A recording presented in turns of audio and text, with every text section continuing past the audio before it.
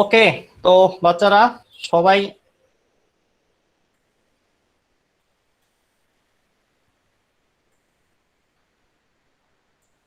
নিজের খাতা কলম ক্যালকুলেটর যা আছে সব জিনিসপত্র নিয়ে রেডি হয়ে যাও। যে যে বিষয়গুলো বলবো ওগুলা নোট করবা। আর আজকে অনেক সিরিয়াস কিছু হবে না, একদমই বেসিক লেভেলের কথাবার্তা। চ্যাপ্টারটা কিভাবে শুরু হবে, চ্যাপ্টারের ম্যাপটা তোমার মাথার মধ্যে ইনসার্ট করা হবে, আর চ্যাপ্টারটা কেন পড়া উচিত সেটা নিয়ে একটু গল্প করব আমরা। সো পুরো ক্লাস গুলোই দেখবা 7 দিনই গল্পই করতেছি, এবং গল্পে গল্পে পুরো একটা বিশাল চরম একটা কঠিন চ্যাপ্টার শেষ হয়ে যাবে তোমাদের। So that's the amazing thing.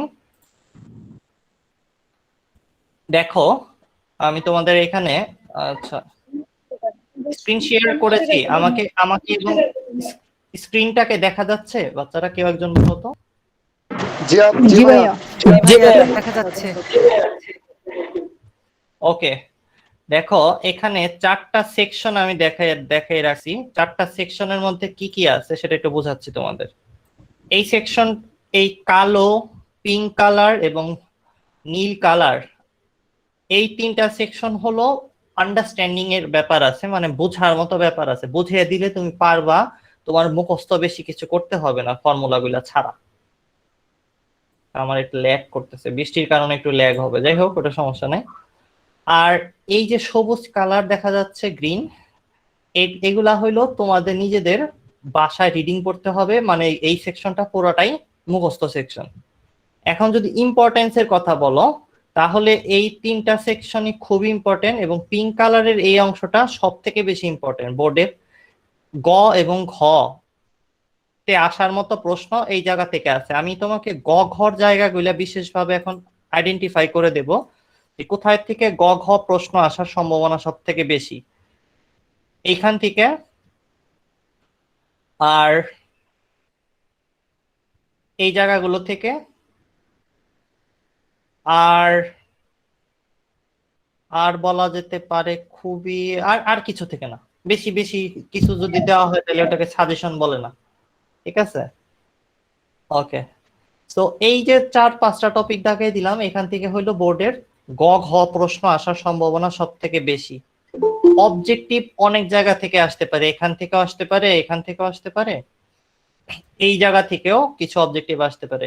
Objective আসারটাকে সাজেশনের মাধ্যমে আসলে আলাদা করা যাবে না। এখন প্রশ্ন হইলো এই চ্যাপ্টারের নাম কি? রাসায়নিক পরিবর্তন। আর তোমাদের বইয়ে কি অন্য কোনো নাম দেওয়া আছে নাকি? এই চ্যাপ্টারে কি নাম কেউ বলো তো? রাসায়নিক পরিবর্তন শুধু রাসায়নিক পরিবর্তন আছে।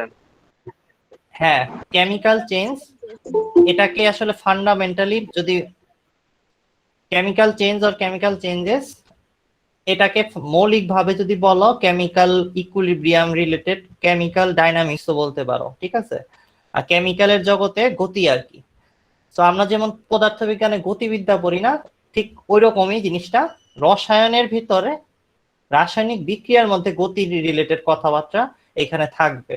কিন্তু এই চ্যাপ্টার আমরা কেন পড়বো? এই চ্যাপ্টার কি শুধু পরীক্ষায় আসবে বলে পড়বো? এই চ্যাপ্টারে কি দরকার আছে? কেউ কি বলতে পারো? কিছু বলতে চাও? এই চ্যাপ্টার দিয়ে কি করা যেতে পারে? কোনো আইডিয়া আছে মাথায় কারো? জাস্ট গেস করো তো, এই চ্যাপ্টার দিয়ে কি করবো? ভাইয়া বিভিন্ন পিএইচ এর মানগুলা ইয়ে করব, যৌগগুলো সমতা করব, এগুলো বিভিন্ন। হ্যাঁ, তোমাদের একটা ফ্রেন্ড বলেছে যে বিভিন্ন পিএইচ এর মান টান বের করবে, কিন্তু পিএইচ এর মান বের করে যে সে কি করবে সেটা সে বলে নাই, ঠিক আছে? ভাইয়া কৃষি ক্ষেত্রে, রসায়ন শিল্পে বা টয়লেট্রিজ উৎপাদনে বা ওষুধ কোম্পানিতে ব্যবহার করা যাবে। এক্স্যাক্টলি। আরো কিছু? আর ফার্মাসিউটিক্যাল, কেউ কিছু বলবা? গার্মেন্টস, তারপরে এই যে কালার ইন্ডাস্ট্রি গুলোতে ভাইয়া প্রসাধন ইউজ হয়। সামগ্রী। হ্যাঁ, আর কেউ কিছু অ্যাড করবা? পরিবেশ থেকে বিভিন্ন পরিবেশ রক্ষা গ্রিন করা। কেমিস্ট্রি। ওকে ওকে, দেখো তোমরা যে কথাগুলো বলছো ওগুলাই এখানে আছে। প্রথমত বুঝতে হবে কেমিক্যাল চেঞ্জ আর ফিজিক্যাল চেঞ্জ দুইটার পার্থক্য কি, মানে স্বাভাবিকভাবে পরিবর্তন আর রাসায়নিক পরিবর্তনের পার্থক্যটা কোথায়। তুমি একটা কাঠকে কেটে টুকরা টুকরা করে ফেললা, কাঠটা আর থাকলো না, মানে কার্ডটা ভ্যানিশ হয়ে গেল। এটা হলো ফিজিক্যাল চেঞ্জ, মানে শারীরিক ভাবে বা অবজেক্টটাকে চেঞ্জ করলা তুমি। আর কেমিক্যাল চেঞ্জ মানে হলো ওই কার্ডটার মধ্যে তুমি আগুন জ্বালিয়ে দিলা, ওইখানে বিভিন্ন রিয়াকশন হয়ে নতুন নতুন পদার্থ তৈরি হচ্ছে, নতুন নতুন আহ, মানে কম্পাউন্ড জেনারেট করতেছে। মানে এমন পরিবর্তন হয়েছে এখন জিনিসটার, এই কার্ডটাকে তুমি আর আবার চাইলেও ফিরিয়ে আনতে পারবা না। অর্থাৎ অন্য কোনো সাবস্টেন্স তৈরি হয়ে গেছে, অন্য কোনো পদার্থ তৈরি করে ফেলছো তুমি। আর এইখানে অন্য কোনো যৌগ কিন্তু তৈরি হয় না, এখানে কাঠ কাটার পরে যে টুকরা টুকরা জিনিসগুলো রয়েছে, টুকরাগুলো তো কাঠই। ওটা তো আর এমন না যে তুমি বলবা যে না এটা কাঠ না, এটা অন্য কিছু। এই ধরনের চেঞ্জকে বললো ফিজিক্যাল চেঞ্জ, যখন নতুন যৌগ তৈরি হচ্ছে না, কেমিক্যালি তারা কোনো রিয়াকশন করতেছে না। আর যখন রাসায়নিক ভাবে কোনো রিয়াকশন হবে তখন এটাকে আমরা রাসায়নিক পরিবর্তন বলবো। এতে নতুন কম্পাউন্ড তৈরি হবে। এবং তাইলে তোমাদের বই থেকে একটু পড়তে হবে রাসায়নিক পরিবর্তন আর এই যে ফিজিক্যাল চেঞ্জ, এই দুইটার পার্থক্য কি। সবাই একটু খাতার মধ্যে নোট নাও, ছোট্ট একটু জিনিস, তোমাদের বাসার একটা ছোট্ট হোমওয়ার্ক থাকবে, বাসায় রিডিং পড়ো আর কি, আর কিছু না। এখন দেখো আমরা কেমিক্যাল চেঞ্জের কিছু এক্সাম্পল দেখাচ্ছে। একটা কাঠের টুকরার মধ্যে আগুন জ্বালাই দিছো, এখানে কিছু কেমিক্যাল চেঞ্জ হচ্ছে। আবার দেখো একটা ফল যে পচে যায়, ফল পচার পিছনে কিন্তু কেমিক্যাল চেঞ্জ থাকে, মানে দায়ী থাকে। এমনি এমনি ফলটা পচে যায় না, ওটার মধ্যে কিছু কেমিক্যাল চেঞ্জ হয়। এখন তোমরা যদি কেউ ফলের বড় একটা বিজনেস করতে চাও, ফল এখান থেকে ওখানে এক্সপোর্ট করতে চাও, ঠিক আছে, কিভাবে ফলটা পচা থেকে থামাবা, বা ফল পচে যাওয়ার যে প্রক্রিয়াটা সেটাকে তুমি ন্যাচারালি যদি খামাখা উল্টাপাল্টা কেমিক্যাল না মিশিয়ে যদি তুমি কোনো না কোনো ভাবে কন্ট্রোল করতে চাও, সেই ক্ষেত্রে তোমার কিন্তু কেমিক্যাল চেঞ্জ সম্পর্কে খুব ভালো আইডিয়া থাকা লাগবে। এই চ্যাপ্টারের জ্ঞানগুলা খুব ভালো মতো মাথায় থাকা লাগবে। তোমরা যদি কেউ কেক বানাইতে চাও, এই যে দেখো একটা মেয়ে কেক বানাচ্ছে, সুন্দর কালারের একটা ড্রেস পরেছে সে, আচ্ছা ঠিক আছে, সে কেক বানাচ্ছে সুন্দর করে। এই কেক বানানোর প্রসেসের মধ্যে বেকিং এর জন্য সে আসলে কেমিক্যাল চেঞ্জ ঘটাচ্ছে। তো বেকিং এর শিল্প যারা শিখতে চাও, যারা কখনো কোনো চাইনিজ রেস্টুরেন্টে কি বলে খাবার রান্না করতে চাও, তাদের জন্য এটা কিন্তু অনেক, চাইনিজ রেস্টুরেন্টের মতো খাবার বাসায় রান্না করতে চাইতে পারো, সেই ক্ষেত্রেও কেমিক্যাল চেঞ্জের অনেক ভূমিকা আছে। রাস্টিং শব্দটার মানে হলো মরিচা পড়া। কিছু কিছু জিনিসপত্রের মধ্যে মরিচা পড়তেছে, এটার কারণ হলো ওইখানে রাস্টিং হচ্ছে, ওইটাও এক ধরনের কেমিক্যাল চেঞ্জ হচ্ছে। এখন কোনো কিছুতে মরিচা পড়লে কি ভালো? জিনিসটা নষ্ট হয়ে যাবে, তাই না? আমরা কি চাই আমাদের হাতে যে ঘড়ি থাকে ওগুলার মধ্যে মরিচা পড়ুক বা এরকম কিছু? আমাদের ঘড়ি এগুলা চাই না, ঠিক আছে। যারা ঘড়ি তৈরি করছে নিকেল দিয়ে বা ক্রোমিয়ামের ক্লক তৈরি করছে, তাদের কিন্তু এই শিল্পটা জানতে হয় যে কিভাবে কি দিলে রাস্টিং থামানো যাবে, মানে মরিচা পড়া থামানো যাবে। এরপর দেখো আমরা ব্যাটারি ইউজ করি, মরিচা পড়া থামানো নিয়ে আর একটু গভীরে যাওয়া যায় আসলে। তোমাদের একটু দেখাই, চলো। আমি তোমাদের যেটা দেখাইতে চাচ্ছি সেটা হলো রাস্টিং এর জন্যই দেখো ব্রিজ আছে না, লোহার ব্রিজও কিন্তু, স্টিলের ব্রিজ কিন্তু, লোহার ব্রিজ ঠিক ঠিক না, স্টিলের ব্রিজ কিন্তু রাস্টিং হয়। মানে এই স্টিলের যে ব্রিজ দেখতেছো এগুলা, বা আমাদের যে যে কি বলে স্টেয়ারে ওঠার সময়, সিঁড়ি দিয়ে ওঠার সময় এটা হাতলটা রাস্টিং হয়ে ক্ষয়ে ক্ষয়ে যায়, পুরো ব্রিজটা ভেঙে পড়তে পারে। এখন যারা ইঞ্জিনিয়ার আছে, যারা ব্রিজ নির্মাণ করে, তাদের জানতে হয় যে এই রাস্টিং থামানো লাগবে কেমনে, থামানো যায় কিভাবে। এটা থামানোর জন্য তার কি জানতে হবে বলতো? এই যে আমরা আমাদের এই চ্যাপ্টারটা পড়তে হবে, আমরা যে কোর্সটা করতেছি এই চ্যাপ্টারটা পড়তে হবে। পড়ার ফলে সে জানতে পারবে যে মরিচা কিভাবে হয়, মরিচা পড়ার গতিটা কিরকম ভাবে বাড়ানো যায়, কিভাবে কমানো যায়, এই সব কিছু নিয়ন্ত্রণ করার ক্যাপাসিটি তার থাকতে হবে।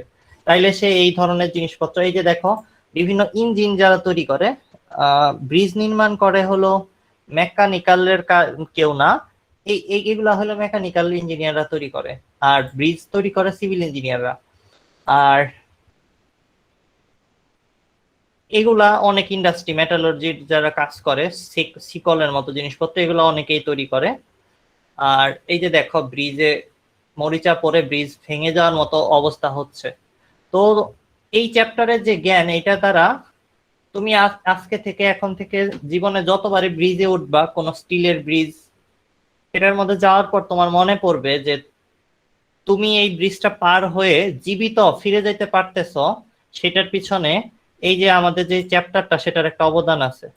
রাসায়নিক পরিবর্তন চ্যাপ্টারটা পড়ার পরে তোমরা যখনই ব্রিজে উঠবা, তখন তুমি বেঁচে থাকার পিছনে, এবং তুমি ওই ব্রিজে যত হাজার মানুষ দেখবা যারা প্রতিদিন ওই ব্রিজ দিয়ে যাতায়াত করতেছে, তাদের বেঁচে থাকার পিছনে এই চ্যাপ্টারের জ্ঞানটা মূল ভূমিকা রাখতেছে। এই হলো রাস্টিং এর কিছু ব্যাপার স্যাপার। এবং তোমরা যদি কেউ রোবট ডিজাইন করতে চাও বা হাই লেভেলের কোনো ইলেকট্রনিক্যাল জিনিস বানাইতে চাও স্টিল দিয়ে, তখনও ওই কেমিক্যালের চেঞ্জটা তোমার বুঝতে হবে। তুমি কোনো রোবটের পার্টস বানাইতে গেলে সেটা কি দিয়ে তৈরি করলে সে সমুদ্রে সাঁতার কাটতে পারবে। বইয়ের থেকে লাস্ট টাইম আমি দেখলাম মার্চে বা চাঁদে পাঠানোর জন্য রোবট কিভাবে চলাফেরা করতে পারে, বা রোবট আসলে ওই ওয়েদারে, যে ওয়েদারে অনেক তাপ হইতে পারে বা অনেক ঠান্ডা হইতে পারে বা অনেক প্রতিকূল পরিস্থিতি থাকতে পারে, সেই পরিস্থিতি মোকাবেলা করে কেমনে করে রোবট ওই চাঁদে হাঁটবে বা চাঁদ থেকে মাটি তুলে নিয়ে আসবে বা কোনো জায়গায় ক্যামেরা দিয়ে ছবি তুলবে, সেই জিনিসটা অতিক্রম করার জন্য বইয়ের থেকে একটা প্রজেক্ট দিয়েছিল। নাসার সাথে মনে প্রজেক্টটা ছিল, ওটা নাসা অ্যাপ্রুভ করেছে। মানে বুয়েটের ছাত্রছাত্রীরা যেটা বানাইছে, মানে বাংলাদেশের ছাত্রছাত্রীরা যা বানাচ্ছে সেটা ইন্টারন্যাশনালি মানুষজন অ্যাপ্রুভ করে, মানে টপ 10 এর মধ্যে ওরা সিলেক্টও হয়েছিল এবং একটা জায়গায় ফার্স্টও হয়েছে একটা কম্পিটিশনে। তারা যখন দেখলো যে চাঁদে কি একটা প্লাস্টিকের টুকরা পাঠিয়ে দিবা বা সূর্যের কাছাকাছি একটা প্লাস্টিকের টুকরা থাকবে, বলতো কি সমস্যা হবে? হ্যাঁ, গলে যাবে। গলে যাবে। আসলে এই চ্যাপ্টার যেহেতু আমরা পড়তেছি, আমরা গলে যাবে বলবো না, আমরা কি বলবো, কেমিক্যাল চেঞ্জ হয়ে যাবে, তাই না? তো কেমিক্যাল চেঞ্জ বা রাসায়নিক পরিবর্তন হবে, এটা যদি আমরা জানি যে এই চেঞ্জটা হবেই, তাহলে এটা চেঞ্জটা থামানোর জন্য যে মেটাল লাগবে, যে ধরনের পদার্থ লাগবে, সেটা আমাদের বুঝতে হবে। এবং ওই পদার্থের তাপ সহ্য করার ক্ষমতা আমরা এই চ্যাপ্টারের মধ্যে পড়বো। বিভিন্ন ধরনের হিট কিভাবে নির্ণয় করতে হয়, কিভাবে সক্রিয়ণ শক্তি বা এক্সাইটেশন এনার্জি নির্ণয় করতে হয়, কিভাবে গ্রাফ থেকে ভ্যালু বের করে অঙ্ক করতে হয় এবং বিভিন্ন ধরনের প্রবলেম সলভ করতে হয়, সেটা দেখবো। ওইখানে আমরা এই জিনিসগুলো দেখবো, যেটা দ্বারা আসলে একটা বিক্রিয়া হইলে সেখানে কত তাপ উৎপন্ন হয়, সেটাকে থামানো যায় কেমনে, সেই বিক্রিয়াটাকে উল্টা দিকে রিভার্স করানো যায় কেমনে, এই মরিচা থামানো যায় কেমনে, মরিচা পড়া, সেই রোবটটাকে চাঁদে সাস্টেইন করানোর জন্য যে যে বুদ্ধি লাগবে, সেটা আমরা এই চ্যাপ্টার থেকে পাবো। তো এখন অনেকেই ভাবতেছে, ভাই তাহলে আমরা তো ভাই এই সমস্ত জিনিস বানাবো না, আমরা আরো কোটি কোটি টাকা কামাই করতে চাই ভাই, আমরা গাড়ি বানাবো। এই যে দেখো, গাড়ির ভিতরে যে কম্বাসন রিয়াকশন হচ্ছে, যেটাকে বলতে পারি দহন বিক্রিয়া। বৃষ্টি হচ্ছে এখনো। আচ্ছা, দহন বিক্রিয়াটা ঘটানোর জন্য কিন্তু তোমার জানতে হবে যে কোন কেমিক্যাল কিভাবে রিয়াক্ট করে এবং রাসায়নিক পরিবর্তনটা কেমিক্যাল রিয়াক্টরের ভিতরে কেমনে করে হচ্ছে এবং সেটার গতিকে কেমনে থামানো যায়, কেমনে বাড়ানো যায়, সবকিছু বুঝতে হবে তোমার। তোমার উদ্দেশ্য থাকবে কি, বেশি বেশি তেল নষ্ট করে, এমনি তেল নাই, গ্যাস নাই, কিছুই নাই, বেশি বেশি তেল আর গ্যাস নষ্ট করে গাড়ি চালানো, এটা কি তোমার উদ্দেশ্য? বলো। না ভাইয়া, না কি ভাইয়া। উদ্দেশ্য আমাদের? আমাদের উদ্দেশ্য কি? পারলে পানি দিয়ে গাড়ি চালানো। পারলে পানিও তো এখন নাই, বিশুদ্ধ পানির খুবই অভাব। পানি ছাড়া পারলে সূর্যের হাওয়া তাপ। দিয়ে বা রোদের আলো দিয়ে, সোলার সূর্যের এনার্জি, তাপ দিয়ে সোলার গাড়ি। এনার্জি দিয়ে। হুম।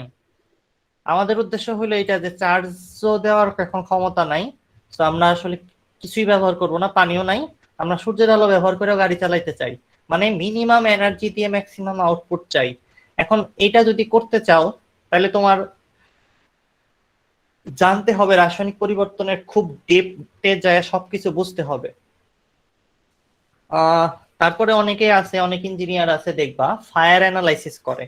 একটা বিল্ডিং এ আগুন ধরলে, বসুন্ধরা সিটিতে আগুন ধরলে কোন জায়গা দিয়ে বের হয়ে যেতে হবে, কত সময় মানুষ বের হয়ে যেতে পারবে, সেটা কেমনে অ্যানালাইসিস করা যাবে, আগুনটা ধরে সারা জায়গায় ছড়াতে কত সময় লাগে, সেটা বুঝতে পারবা কিভাবে তুমি, যদি তোমার কেমিক্যাল নলেজ না থাকে? তুমি তুমি জানোই না কোন জিনিস আগুন ধরলে কতখানি ছড়ায়। বসুন্ধরা সিটিতে ফায়ার লোড হিসেবে কি কি আছে যেটা দিয়ে আগুন ধরে যেতে পারে, সেটা যদি তুমি না জানো, এবং কোন জিনিসটা আগুন ধরলে সেটা কিভাবে কিভাবে মানে কিভাবে ছড়ায় যেতে পারে, সেই আন্ডারস্ট্যান্ডিং যদি না থাকে, সেই প্রপার্টিজ গুলো স্টাডি করতে না পারো, তাহলে তুমি জীবনেও বসুন্ধরা সিটি বলো, তারপরে আমাদের লাস্ট কি যমুনা ফিউচার পার্ক বা যে কোনো বড় শপিং মলে আগুন ধরা থামানো, বা অনেক বড় স্টেশন, মেট্রো স্টেশন আসতেছে, অনেক মানুষ একসাথে মেট্রো স্টেশনে জমা হবে, সেই জায়গায় আগুন ধরা থামাবা কিভাবে, সেটার উপরে যে রিসার্চ করবে সায়েন্টিস্ট, তার কিন্তু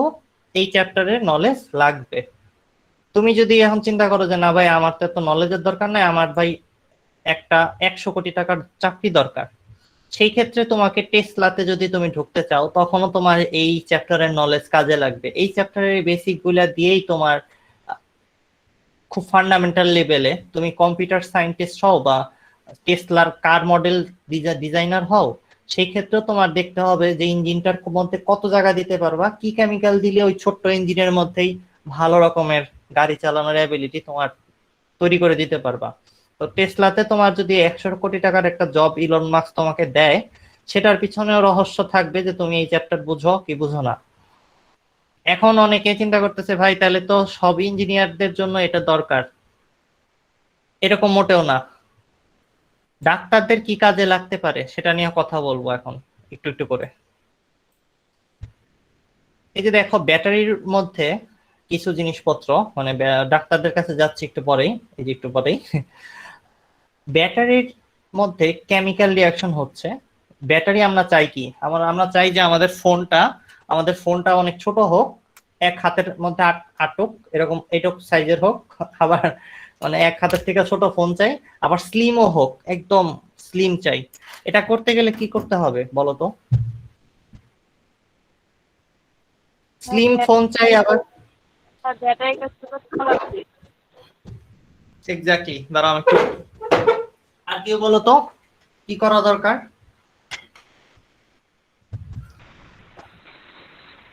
ছোট ব্যাটারির মধ্যে বেশি এনার্জি স্টোর করা যায়, এরকম কিছু। ভাইয়া ব্যাটারি ছোট আর রাইট। বেশি শক্তি সঞ্চিত করা যায় এমন পদ্ধতি উদ্ভাবন করে। মাইনুল মনে হয় বলছে প্রসেসরের সাইজ ছোট করবা। প্রসেসরের সাইজ আসলে অনেক ছোট করে ফেলতে পারছি আমরা, বেশি ব্যাটারি এফিসিয়েন্ট। এক্স্যাক্টলি, খারাপ বলো নাই, ঠিকই বলছো। প্রসেসর, র্যাম ইউনিট, মাদারবোর্ডের সাইজ ছোট করে ফেলা উচিত, সেটা ঠিকই আছে, বাট এখন পর্যন্ত সব থেকে বড় পার্ট কিন্তু ব্যাটারি আছে। একটু চিন্তা করে দেখো, মোবাইলের সব থেকে বড় অংশটা ব্যাটারিটা খামাখা খায়া বসে থাকে, প্রসেসর এত বড় না। প্রসেসর যদি ছোট সাইজ হয় ভাইয়া, ছোট সাইজ হলে প্রসেসর হচ্ছে ব্যাটারি কম লাগবে না। নেবে, তাহলে এক্স্যাক্টলি, তাহলে তো ব্যাটারিটাও ছোট দিলে হবে। হ্যাঁ সেটা একদমই ঠিক বলেছ। কিন্তু প্রসেসিং পাওয়ারের জন্য প্রসেসরটাকে মানে অনেক বেশি হাই কোয়ালিটির প্রসেসর রাখতে গেলেও তোমার কি বলতেছি আমি, মানে আমরা যে চাই ফ্যাসিলিটি গুলো আমাদের স্মার্টফোন কম্পিউটারের মতো কাজ করুক, সেটা কিন্তু হবে না যদি প্রসেসরকে অনেক ছোট করে ফেলতে চাই। বাট আমরা ইনভিজিবল লেভেল পর্যন্ত যাইতে চেষ্টা করব মাইনুল, ওইটা সমস্যা না। কিন্তু আমাদের যদি সব কোম্পানি স্যামসাং অ্যাপলের মাথা ব্যথা যদি জিজ্ঞেস করো, তারা প্রসেসর নিয়ে মাথা ব্যথা করতেছে না, সবার আগে তারা বলতে চাইতেছে যে ব্যাটারিতেই মেইন সমস্যা হইতেছে তাদের। তো ব্যাটারি ছোট করা নিয়ে তুমি যদি যায় অ্যাপলকে বলো যে আমি আপনার ব্যাটারি যা আছে সেটার অর্ধেক সাইজ করে দেব, মানে রীতিমতো তোমাকে সাথে সাথে অ্যাপল মোটামুটি 50 থেকে 60 কোটি টাকা দেবে মিনিমাম। আসলে এটা অনেক কম বললাম, আরো বেশি টাকা দেবে, আসলে 200-300 কোটি টাকা তুমি পাবা যদি এই কথাটা যায় বলতে পারো এবং তুমি এটা করে দেখাতে পারো। এবার আসা যাক, অনেক ইঞ্জিনিয়ারিং কথাবার্তা তো বললাম, ডাক্তারদের কেসে আসো।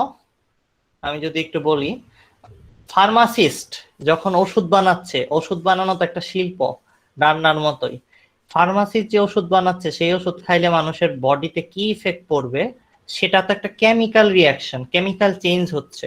ওই রিয়াকশনটা বুঝে কতখানি কেমিক্যাল বডিতে দিলে সঠিকভাবে কাজ করবে ওষুধটা, সেটা কিন্তু বের করতে হচ্ছে এই যে চ্যাপ্টারটা আমরা এই যে কোর্সটা করতেছি সেই কোর্সটা কিন্তু তারও করতে হবে, যে ফার্মাসিস্ট হয়ে মানে ফার্মাসিস্ট হয়ে যে ভ্যাকসিন বের করতে চাচ্ছে, করোনা ভ্যাকসিন দিলে শরীরে কি সাইড এফেক্ট পড়বে, কোনটার কারণে এই সাইড এফেক্ট হচ্ছে, সিমটম অ্যানালাইসিস করে, কজ অ্যানালাইসিস করে, সিমটম অ্যানালাইসিস করে যে যে কারণে সমস্যা হচ্ছে সেটা বের করার উপায় কিভাবে বের হবে। তোমরা খাতার মধ্যে লিখতেছো কিনা আমি জানি না, এই প্রত্যেকটা ইউজ কিন্তু আমাদের এই চ্যাপ্টারের আছে, মানে রাসায়নিক পরিবর্তন শেখার প্রয়োজনীয়তা কি এই জিনিসগুলা তোমরা নোট ডাউন করতে পারো। এবং তোমাদের হোমওয়ার্ক থাকবে নেক্সট ক্লাসে তোমরা এই চ্যাপ্টার থেকে খুব ইনোভেটিভ কিছু জিনিস পড়াশোনা করে নিজের মতো করে গুগল থেকে সার্চ করে, বই পড়ে না, বই অনেক বোরিং, ঠিক আছে, বই দেখলে অনেক বমি বমি আসবে, পেট খারাপ হবে, মাথা ঘুরান দেবে।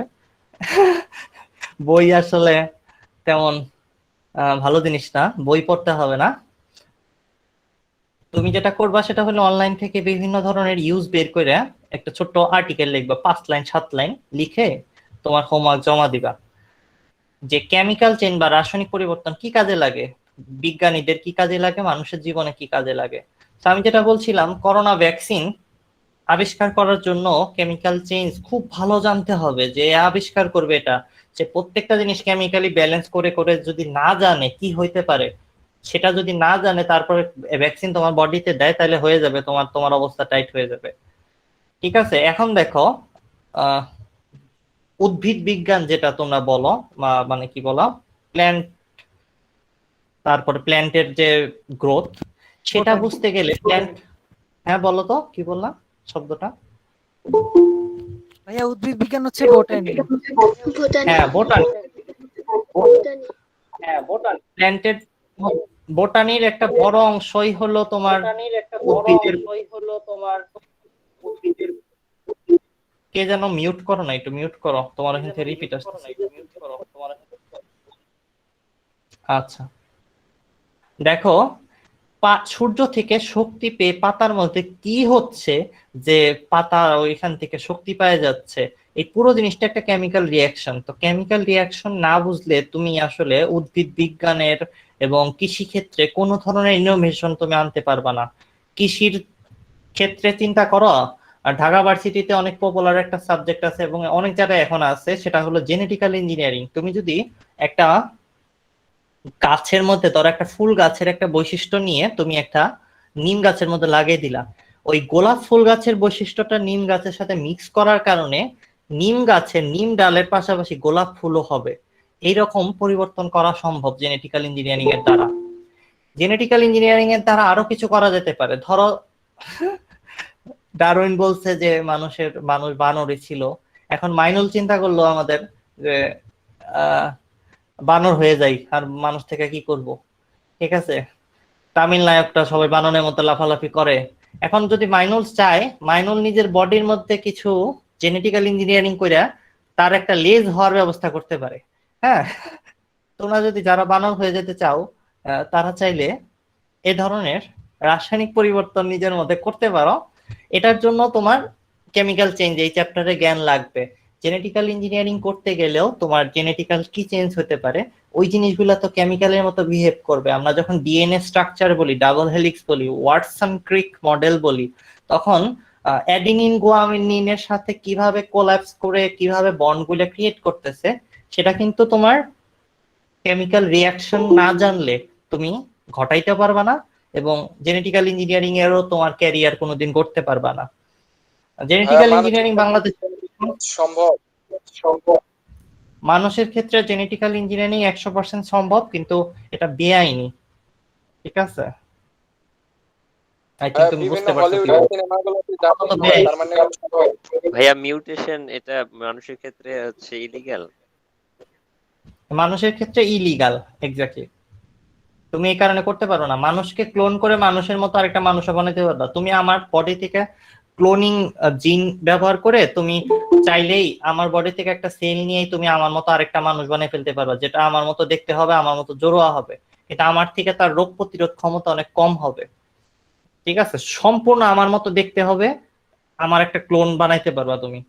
আলবার্ট আইনস্টাইনের ডিএনএ সিকোয়েন্স এখনো রাখা আছে। যদি পৃথিবী কোনোদিন বেশি হুমকির মুখোমুখি হয়, যখন পৃথিবীর সব থেকে মেধাবী মানুষরাও সমাধান দিতে পারবে না। পৃথিবীর মানুষরা আসলে, ধরো পৃথিবীতে এলিয়ানরা অ্যাটাক করেছে, ওই অবস্থায় তোমার এখন এলিয়ানদের অ্যাটাক থেকে বাঁচার জন্য পৃথিবীর সর্বোচ্চ অস্ত্র কোনো পারমাণবিক বম দিয়েও তুমি তাদেরকে প্রতিহত করতে পারছো না।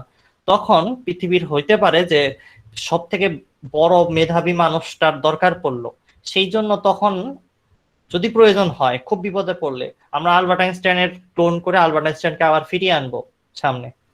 আর কিছু কিছু বছর পরেই তোমরা দেখবা আমরা ডাইনোসর তৈরি করব ল্যাবে।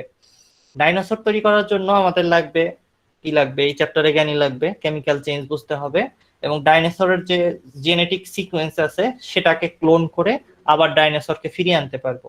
বিলুপ্ত হয়ে যাচ্ছে যে সমস্ত প্রাণী, তাদেরকে ফিরিয়ে আনার জন্য আমরা চাইলে জেনেটিক্যাল ইঞ্জিনিয়ারিং এবং জেনেটিক সায়েন্সকে ব্যবহার করতে পারি। আর সেটা ব্যবহার মানুষ আর প্রাণীর ভিতরে কি বন্ধুত্ব সম্ভব? মানুষ আর প্রাণীর ভিতরে এখন বর্তমানে যদি জিজ্ঞেস করো, বর্তমানে মানুষের উপরে যেহেতু এক্সপেরিমেন্ট করা নিষেধ, কেউ যদি করে কিছু দেখেও সেটা প্রকাশ করে নাই, তো সম্ভব কিনা যদি বলো, আমি বলবো অবশ্যই সম্ভব। কিন্তু সম্ভব হয়েছে বা এখন এখন কোনো প্রমাণ আছে? Answer no. কারণ যেই প্রমাণ দেবে তাদের জেলে যেতে হবে। যদি কেউ বলে আমার ভাই একটা লেজ হয়েছে, মানে আমি একটা জেনেটিক্যাল ইঞ্জিনিয়ারিং করে একটা মানুষের লেজ হয় দেখাইছি, যদি এই কথা কেউ বলে তার জেলে যেতে হবে, তাই সে বলবে না। কিন্তু জেনেটিক্যালি কত বড় জিনিস সম্ভব সেটা তুমি একটু চিন্তা করে দেখো। জোনাকি পোকা যে বৈশিষ্ট্যটা আছে রাতে বেলা জলে, সেই বৈশিষ্ট্যটা ব্যবহার করে একটা পুরো ক্ষেতের সমস্ত গাছের মধ্যে ওই জেনেটিক্যাল প্রপার্টিসটাকে ইনজেক্ট করে দেওয়া হয়েছে, রাসায়নিক পরিবর্তনটা করা হয়েছে। এতে হয়েছে কি, ওই যে প্রপার্টিটা, যে ধর্মটা দিয়ে যে জোনাকি পোকা জ্বলে, ওই কেমিক্যালটা সমস্ত গাছের মধ্যে থাকাতে রাতের বেলা পুরো একটা, মনে করো একটা ধান ক্ষেত জ্বলে উঠতেছে। ধান ক্ষেত না, ঠিক ওটা কি গাছ আমার এখন মনে নাই, তোমরা স্টাডি করে দেখো, তোমরা হোমওয়ার্ক তো নিচ্ছ, এটা গুগলে স্টাডি করে দেখো। জোনাকি পোকার যে বৈশিষ্ট্যটা, সেটা দিয়ে পুরো ক্ষেতের সমস্ত গাছকে জ্বালানো সম্ভব হয়েছে। মানে তারা উজ্জ্বল দেখা যাইতেছে, তারাও জোনাকি পোকার মতো জ্বলতেছে। ঠিক আছে, এরকম এরকম জ্বলতেছে না, বাট রেডিয়াম লাইটের মতো মোটামুটি আলো তুমি পাবা।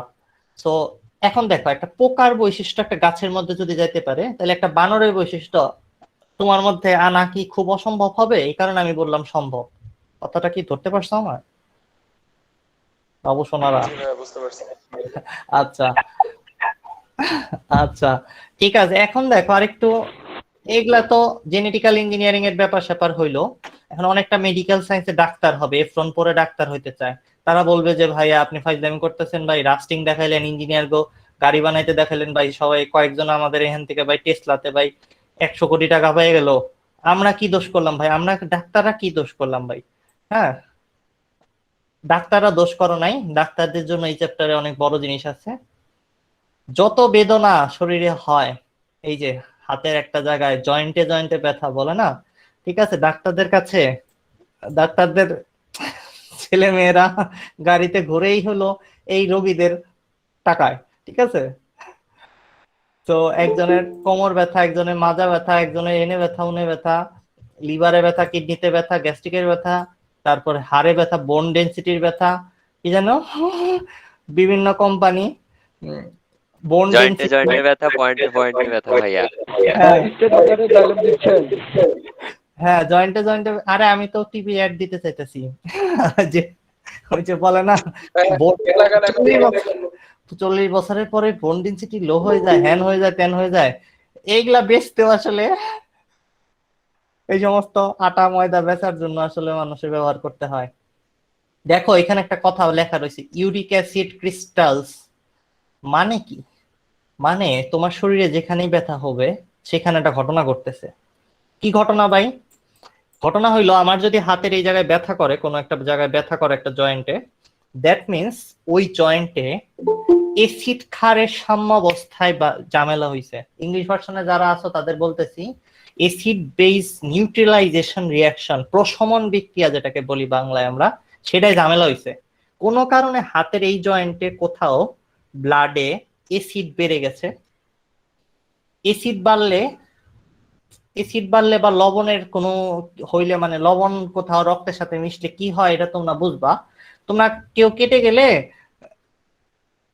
ধরো হাতে এই জায়গায় কারক কাইটে গেছে, ওখানে যায় একটু লবণ লাগাই দিবা, ওর জিজ্ঞাসা করবা কেমন লাগতেছে বন্ধু, ঠিক আছে? হায় হায়। একটু দূরের থেকে বইলো কেমন লাগতেছে বন্ধু, কাছে এসে বইলো না, তাহলে ঠাস করে একটা চট দিতে পারে তোমারে। ঠিক আছে, ওকে। এখন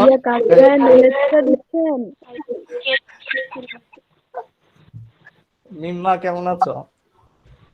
আচ্ছা, আলহামদুলিল্লাহ ভালো আছে। আমি তো আমার ফ্রেন্ডের সাথে এরকম করতেই পারি। আমি আমি আমি তো পারলে মনে করো আমার কাছে ব্যান্ডেজ চাইলে আমি ব্যান্ডেজের মধ্যে লবণ লাগিয়ে দিয়ে দিই, এটা লাগা যাবে গা। আরে আমি তো কিছুদিন মনে করতাম ছোটবেলায় যে লবণ লাগাইলে ব্যথা কমে যায়, এবং আমি নিজের নিজের কাটা জায়গায় লবণ লাগাই দিতাম মাঝে মাঝে। আর মাঝে মাঝে দেখা যেত যে ব্যথা লাগলে একটু ভালো লাগে। মনোবৈজ্ঞানিক রিসার্চ আছে এটার উপর।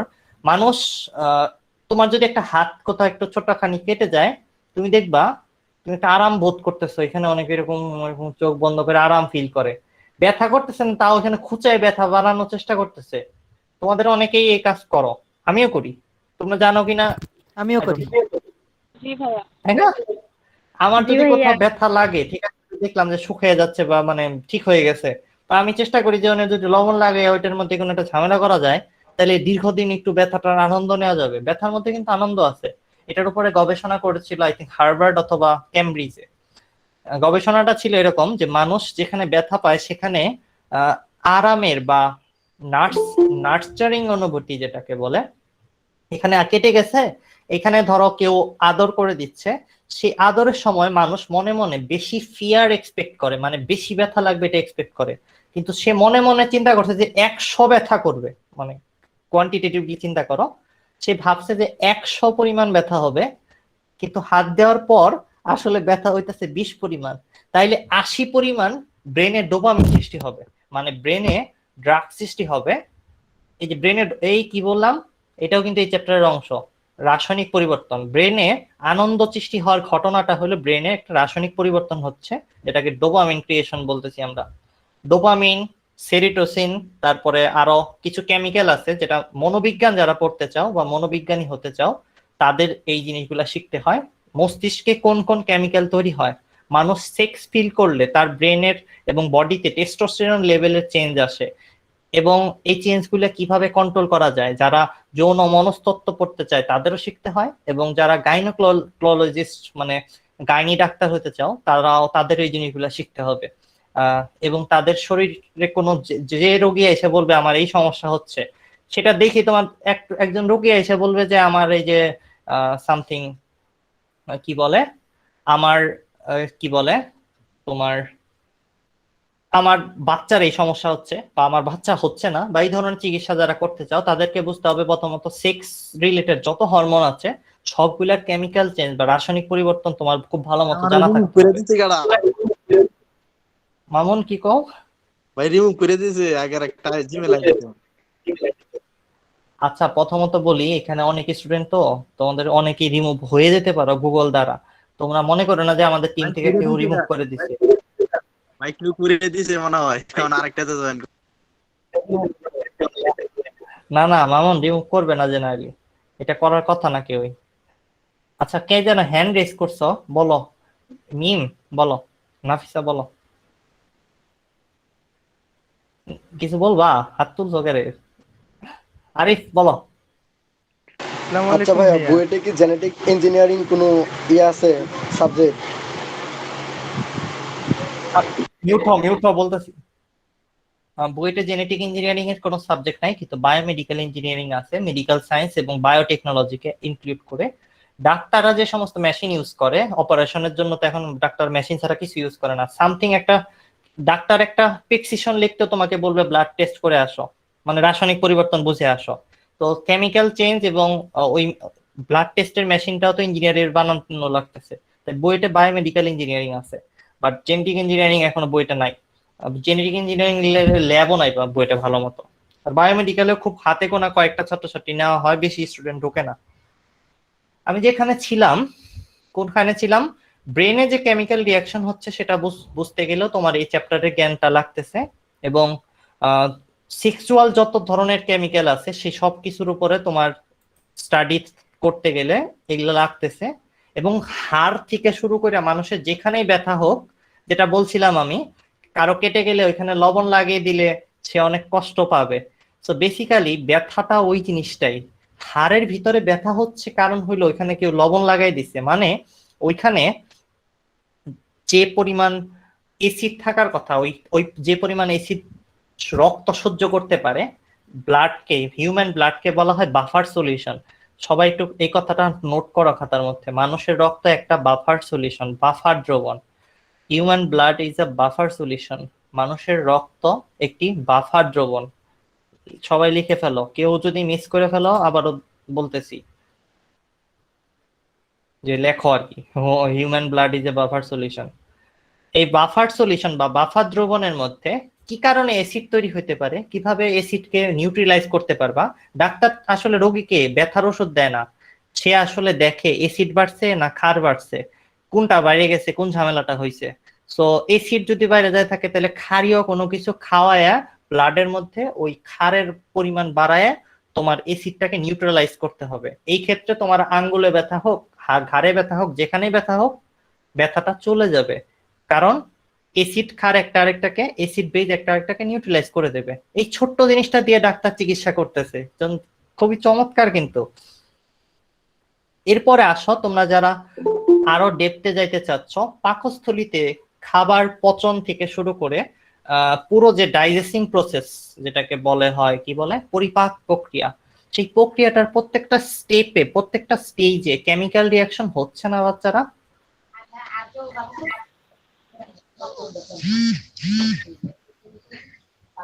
ঈশা, আচ্ছা, কেমিক্যাল রিয়াকশন কি হচ্ছে না যখন তোমরা পাকস্থলীতে খাবার, ধরো কেউ এখন ইঁদুরের ওষুধ খেয়ে ফেলেছে, কেউ এখন ইঁদুরের ওষুধ খেয়ে ফেলেছে, রাতুল থ্যাংক ইউ, কেউ এখন ইঁদুরের ওষুধ যদি খেয়ে যে ফেলে থাকে, তাহলে তার ইঁদুরের ওষুধটা দেখতে হবে তোমার যে ওটার মধ্যে কি কেমিক্যাল আছিল এবং ওইটাকে নিউট্রিলাইজ করার জন্য তোমার কি কেমিক্যাল দিতে হবে।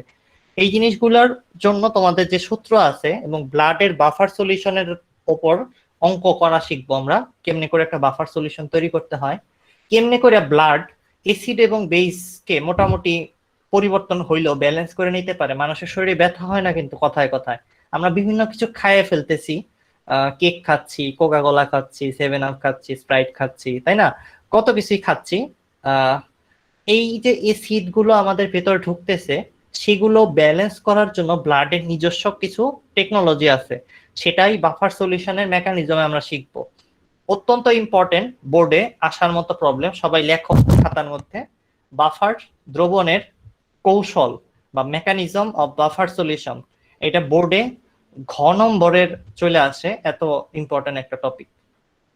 কারণ ওই যে বললাম সমস্ত ব্যথা, হ্যাঁ আমি তোমাদের দেখাচ্ছি, আমি আমাদের যে টপিক আছে পড়ার সেখানে গিয়ে দেখাচ্ছি।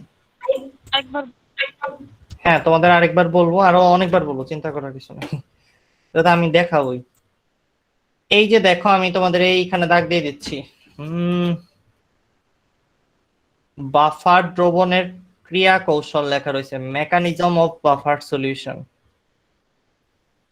এখানে মূলত একটা মানুষের শরীরে, মানে মানুষের হাত মনে করো, এটা মানুষের হাত, মানুষের হাতে যে রক্ত আছে আঙ্গুলের ভেতর, মনে আঙ্গুলের ভেতর সারা শরীরে রক্ত আছে, এখন এই রক্তের ভিতরে যে সলিউশনটা আছে ওইটাকে আমরা বলতেছি বাফার সলিউশন বা বাফার দ্রবণ। ওই যে বাফার দ্রবণ, সেটার মধ্যে কিভাবে সামান্য একটু অ্যাসিড যদি বাইরে যায়, আমরা যদি একটু 7 আপ বেশি খাই ফেলি, ঠিক আছে, তোমরা যারা আমার মতো কোকা কোলা 7 আপ বেশি খাও, আবার যারা কেউ যদি মনে করো একটু খার জাতীয় কিছু খেয়ে ফেলছে, ও এই খাই ফেলছে আর কি বেশি, হাইড্রোক্সাইড আয়ন বেড়ে গেল, ব্লাডে কি ব্যথা করে? 7 আপ খাইলে কি হাত পা ব্যথা শুরু করে তোমাদের? বলো, করে তো না? না ভাইয়া, না, তার মানে কখনো না। তার মানে কখনো করতেও পারে, অনেক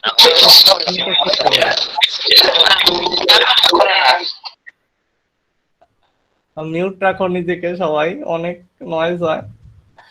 আচ্ছা, তার মানে একটুখানি অ্যাসিড একটুখানি ক্ষার আমরা ব্যালেন্স করতে পারি, তাই বলে কি এই সিএল খায় ফেললে মোটামুটি এতখানি 1 কোটা অ্যাসিড খায় ফেললে কি তোমার ক্ষতি হবে না, ব্যথা শুরু হবে না? কি মনে হয়?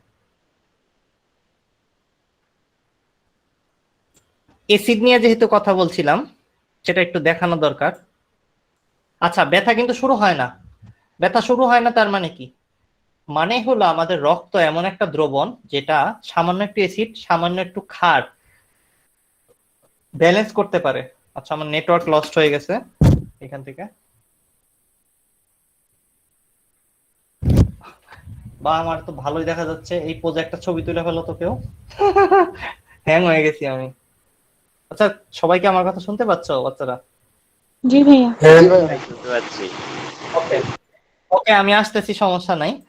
তোমাদের যে কথা বলছিলাম, তাহলে সবাই এই কথাটা খাতার মধ্যে লেখো। মানুষের রক্ত এক ধরনের বাফার দ্রবণ, তাই এটি সামান্য অ্যাসিড এবং সামান্য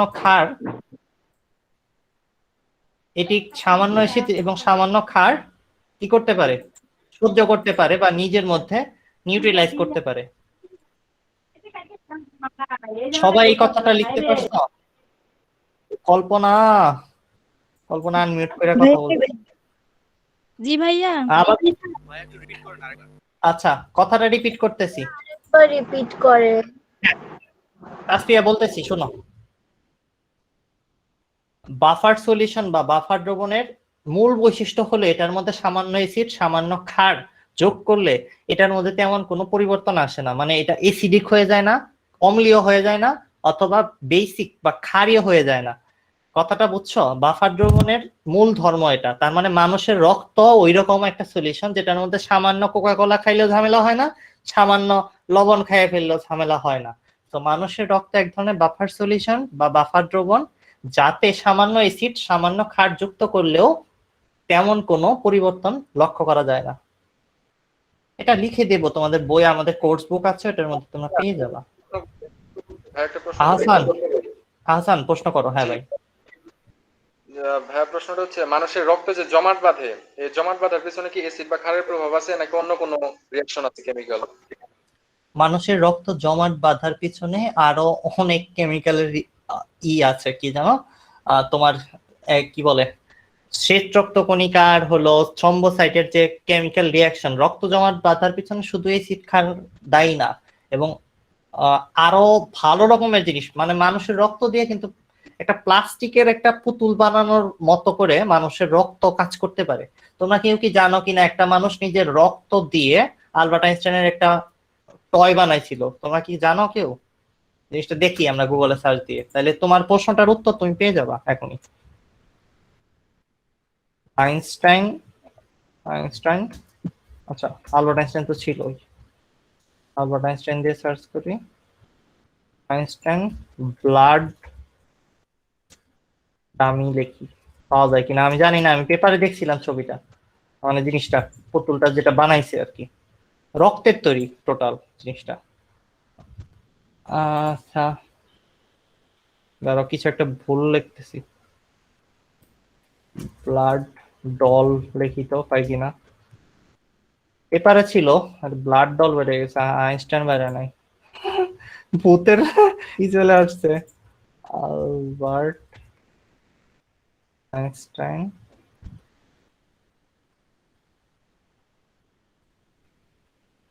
ছবিগুলোর মধ্যে দেখলে পাওয়া যেতে পারে।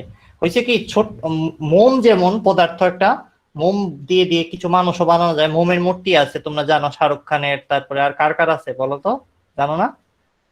একটা মিউজিয়ামে। হ্যাঁ, মাদাম তুসো মিউজিয়াম। অমিতাভ বচ্চনের আছে। এক্স্যাক্টলি, আলবার্ট আইনস্টাইনের একটা একটা একটা টোটাল মূর্তির মতো বানানো আছে। একটা লোক একটা ওনার ফ্যান বানাইছিল, যেটা আমি এখানে এখন আপাতত খুঁজে পাচ্ছি না, তোমরা এটা খুঁজো। সেটা আসলে পুরোটাই ব্লাড দিয়ে তৈরি। সো ব্লাড, যে রক্ত যে জমাট বাঁধে, সেই প্রক্রিয়াটা শুধু এসিড বেস রিয়াকশন না, সেটার মধ্যে আরো কিছু কেমিক্যাল আছে যেগুলো আমি এখন বলতে চাইতেছি না, অনেক টাইম লাগবে। আর অনেক জঘন্য ধরনের কেমিক্যালের নাম কি কি যেন, থ্রম্বোসাইট আর কি কি যেন, থ্রম্বিন, হ্যান ত্যান, এরা ওটা লাগে। তোমাদের এটা ত্রয়ী আপু পড়াবে, চিন্তা করিও না। ব্লাডের যে ক্লাস আছে ওইটার মধ্যে পড়াবে, বাট শুধু এসিড বেস না। আহসান, বুঝতে পারছো? শুধু অ্যাসিড বেস হইলে ওটা একটা লবণের টুকরা হবে, অ্যাসিড আর বেস মিলে লবণের টুকরা হবে। ব্লাড জমাট বাঁধলে লবণের টুকরার মতো বিহেভ করে না, ওইটা একটু ভিন্ন রকম বিহেভ করে, ইলাস্টিসিটি প্রপার্টিস আছে।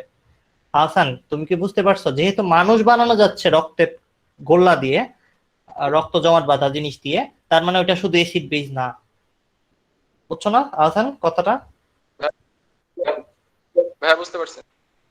ওকে, আলবার্ট আইনস্টাইনের মূর্তিটা খুঁজে বের করো, তোমার হোমওয়ার্ক এটা। গুগল থেকে খুঁজে বের করো। আচ্ছা আমরা যেটা বলছিলাম, কোথায় ছিলাম লাস্ট টাইম, কি বলতেছিলাম তোমাদের? অ্যাসিড বেজের এই কথাটা বলেছিলাম। আচ্ছা এখন আমরা চ্যাপ্টারে চলে আসি। তাইলে আমরা মোটামুটি সবাই এতটুকু কনভিন্স হতে পারছি এই চ্যাপ্টারটা পড়া উচিত, এই চ্যাপ্টারটা পড়লে জীবনে কোনো না কোনো কাজে লাগবে আর কি। তোমাদের কেউ কি আসো যারা এখনো মনে হইতেছে যে না এই চ্যাপ্টারটা আসলে পড়া উচিত না, খুব খারাপ এই চ্যাপ্টারটা দিয়ে কিচ্ছু হবে না, আমার জীবনটা নষ্ট করে ফেলবে? কেউ আসো, তাইলে আমি তোমাকেও কনভিন্স করার চেষ্টা করি। কেউ যদি থাইকা থাকো বলো, তাইলে আমি তোমাকে আরো কিছু বলি যে এই চ্যাপ্টারটা কেন দরকার হইতে পারে।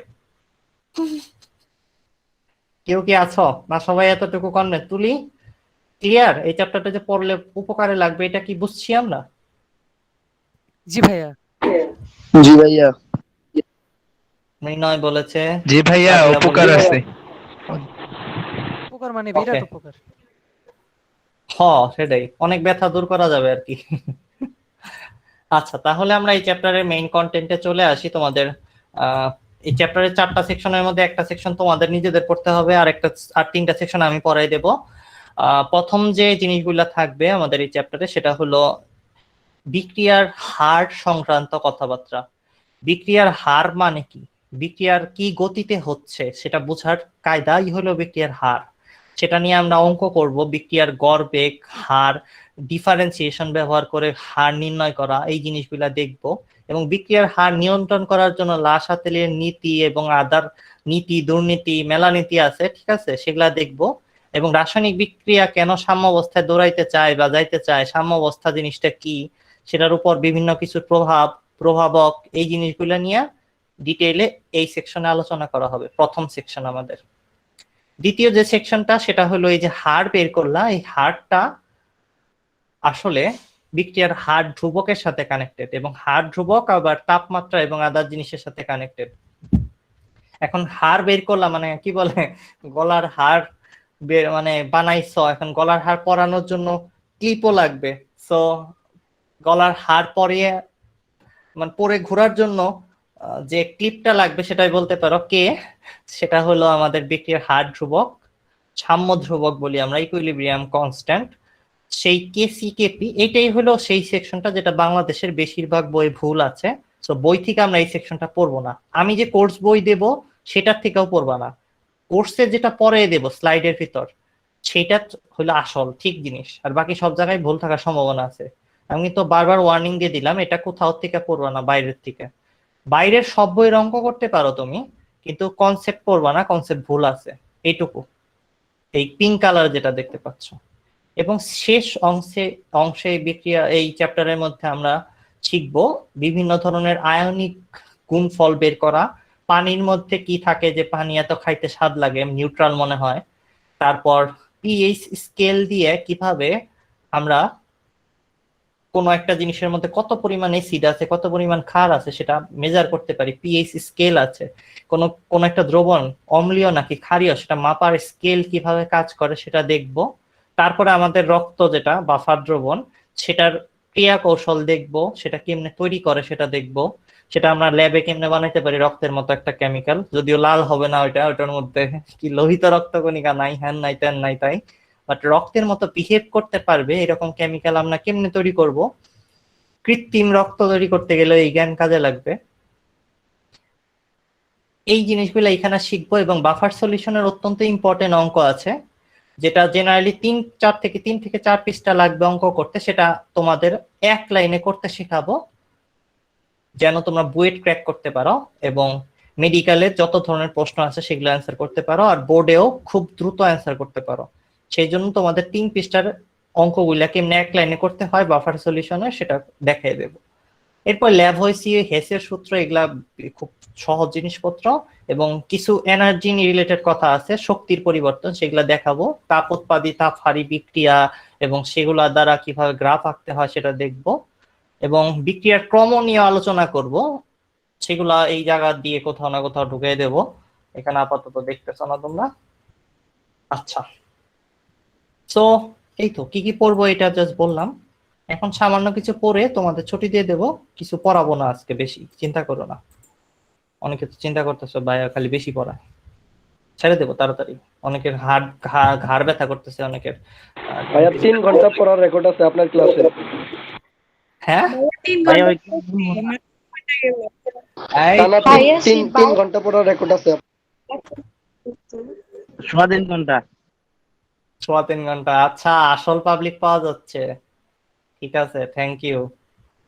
যারা ওই ক্লাস এই তো 12:30 পর্যন্ত ক্লাস হয়েছিল। রাকিতা আছে।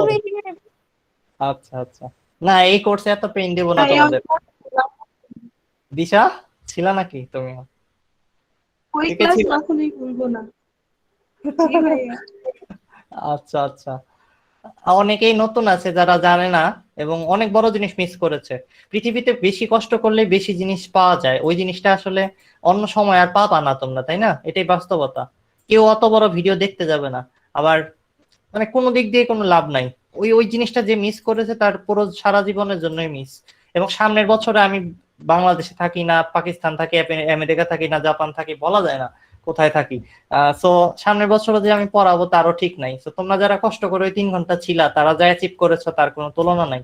এবং এই যে কোর্সটা চালু করেছি 7 দিনই যারা করবা, তারা অনেক কিছু শিখবা, যা তুমি পরবর্তীতে 3-4 মাসেও শিখতে পারবা না। এটাই হলো বাস্তবতা। যাই হোক, সামনে আগাই। প্রথমেই তোমাদের ছোট্ট কথা বলে দেই। ছোট্ট কথা হইলো একমুখী বিক্রিয়া কাকে বলে, উভয়মুখী বিক্রিয়া কাকে বলে। এটা বই থেকে তোমাদের বৈশিষ্ট্যগুলো পড়তে হবে। আমি তোমাদের সিম্পল ভাবে বুঝিয়ে দেই। একমুখী বিক্রিয়া বলতে কিছু নাই সাধারণত, তারপরে আমরা জোর করে বলি একমুখী বিক্রিয়া। প্রত্যেকটা বিক্রিয়ায় এখান থেকে ওই দিকে যায়, মানে এই যে মিথেন আর অক্সিজেন মিলা কার্বন ডাইঅক্সাইড পানি হচ্ছে, আর কার্বন ডাইঅক্সাইড পানি একসাথে কাছাকাছি থাকলে তারা ফিরে এসে আবার মিথেন অক্সিজেনই হয়ে যাবে। সো বিক্রিয়া আসলে সবসময় উভয়মুখী হয়, কিন্তু কিছু কিছু বিক্রিয়া, যেগুলা এখানে 2টা উদাহরণ দেখতেছ, এগুলোর মধ্যে হয় কি, এই বিক্রিয়াটা হওয়ার সাথে সাথে এরা দুইজন কার্বন ডাইঅক্সাইড যায় উড়ে, আর পানি সেটা একটু ভারী, সেটা হয়তো কার্বন ডাইঅক্সাইডের সাথে উড়ে চলে যেতে পারে না। তো এটা হয় কি, এই মিথেন গ্যাস পোড়ানোতে তুমি আর গ্যাস ফিরে পাও না, গ্যাস আসলে কার্বন ডাইঅক্সাইড পানি আকারে বের হয়ে চলে যায়। সো মূল কথা, এখানেও কিছু অংশ মিথেনে ফিরে আসে, বাট অত বেশি না। তার মানে হইলো যখন কোনো একটা বিক্রিয়া সামনের দিকে যায় কিন্তু আর পিছনে ফিরে আসে না, বা পিছনে ফিরে আসলেও খুব কম পরিমাণ ব্যাক করে, সেটাকে আমরা একমুখী বিক্রিয়া বলি। তার মানে যে কোনো একটা দিকে বিক্রিয়াটা হয়ে বসে থাকতে চায় এবং ওই উৎপাদগুলো আবার ফিরে আসতে চায় না, ফিরে এসে এই জিনিস তৈরি করতে চায় না। এরকম ধরনের বিক্রিয়াকে আমরা একমুখী বিক্রিয়া বলি। একমুখী বিক্রিয়া সাধারণত খুবই রেয়ার কোয়ালিটির জিনিস, বিকজ খুব ভালোভাবে রিসার্চ করলে দেখা যাবে যে এগুলাও বিক্রিয়া করে পিছনে ফিরে আসে একটু না একটু হইলেও, বাট ওইটা নগণ্য। দেখা গেল যে 100টা এইদিকে গেছে আর মাত্র একটা ফিরে আসছে উল্টা দিকে, তো এটাকে আমরা একমুখী বিক্রিয়াই বলবো সাধারণত। উভয়মুখী বিক্রিয়া বলতে বোঝাচ্ছে যেটা উভয় দিকে, সামনের দিকে এবং পিছনের দিকে, মানে ফরওয়ার্ড এন্ড ব্যাকওয়ার্ড চলতে থাকে। অর্থাৎ বিক্রিয়ক কি হয়, উৎপাদে পরিণত হয়, আবার উৎপাদ ভেঙে বিক্রিয়কে পরিণত হয়। যারা ইংলিশ ভার্সনের আছো তারা এই কথাটার সাথে পরিচিত হয়ে নেও। ডানে যেটা, সেটাকে আমরা বলতেছি প্রোডাক্ট, যেটাকে ইংলিশ বাংলা ভার্সনের আমরা বলবো উৎপাদ। আর মানে উৎপন্ন হইতেছে যেটা, সেটা উৎপাদ। ইংলিশ ভার্সনে যারা, তারা একটু মনে রাখো, ওয়ার্ডটা পরে কাজে লাগবে। আর বিক্রিয়ক মানে বিক্রিয়া করতেছে যারা, মানে রিঅ্যাক্টেন্ট। আচ্ছা, এখন একটা বুদ্ধি বলো তো কেউ আমাকে, এই উভয়মুখী বিক্রিয়াটাকে আমি একমুখী বানিয়ে ফেলতে চাচ্ছি, এটাকে একমুখী বানিয়ে ফেলতে চাচ্ছি, সেটার জন্য কি করা যেতে পারে? ভাইয়া খোলা পাত্রে করতে হবে। খোলা পাত্রে রাখতে পারি, আরো কিছু করতে পারি। আমি এটার সাথে কিছু একটা এমনটা মিশিয়ে দিলাম যেটা ওইখানে যে ওইখানে যে এটাকে টাইনা ধরে অন্য কিছু বানাই ফেলতেছে। কোন একটা কেমিক্যাল মিক্স করেও আমি এটা করতে পারি। আর খোলা পাত্রে রাখতে হবে যারা বলতেছো, সেটা বলার কারণটা কি একটু ভালো করে বুঝিয়ে বলো তো। ভাইয়া বায়বীয় পদার্থে যদি করতে গেলে ভাইয়া সেটা উপে যাবে। হ্যাঁ, অনেকটা ঠিকই বলেছো। এই জিনিসগুলো যদি পাত্রে রাখো,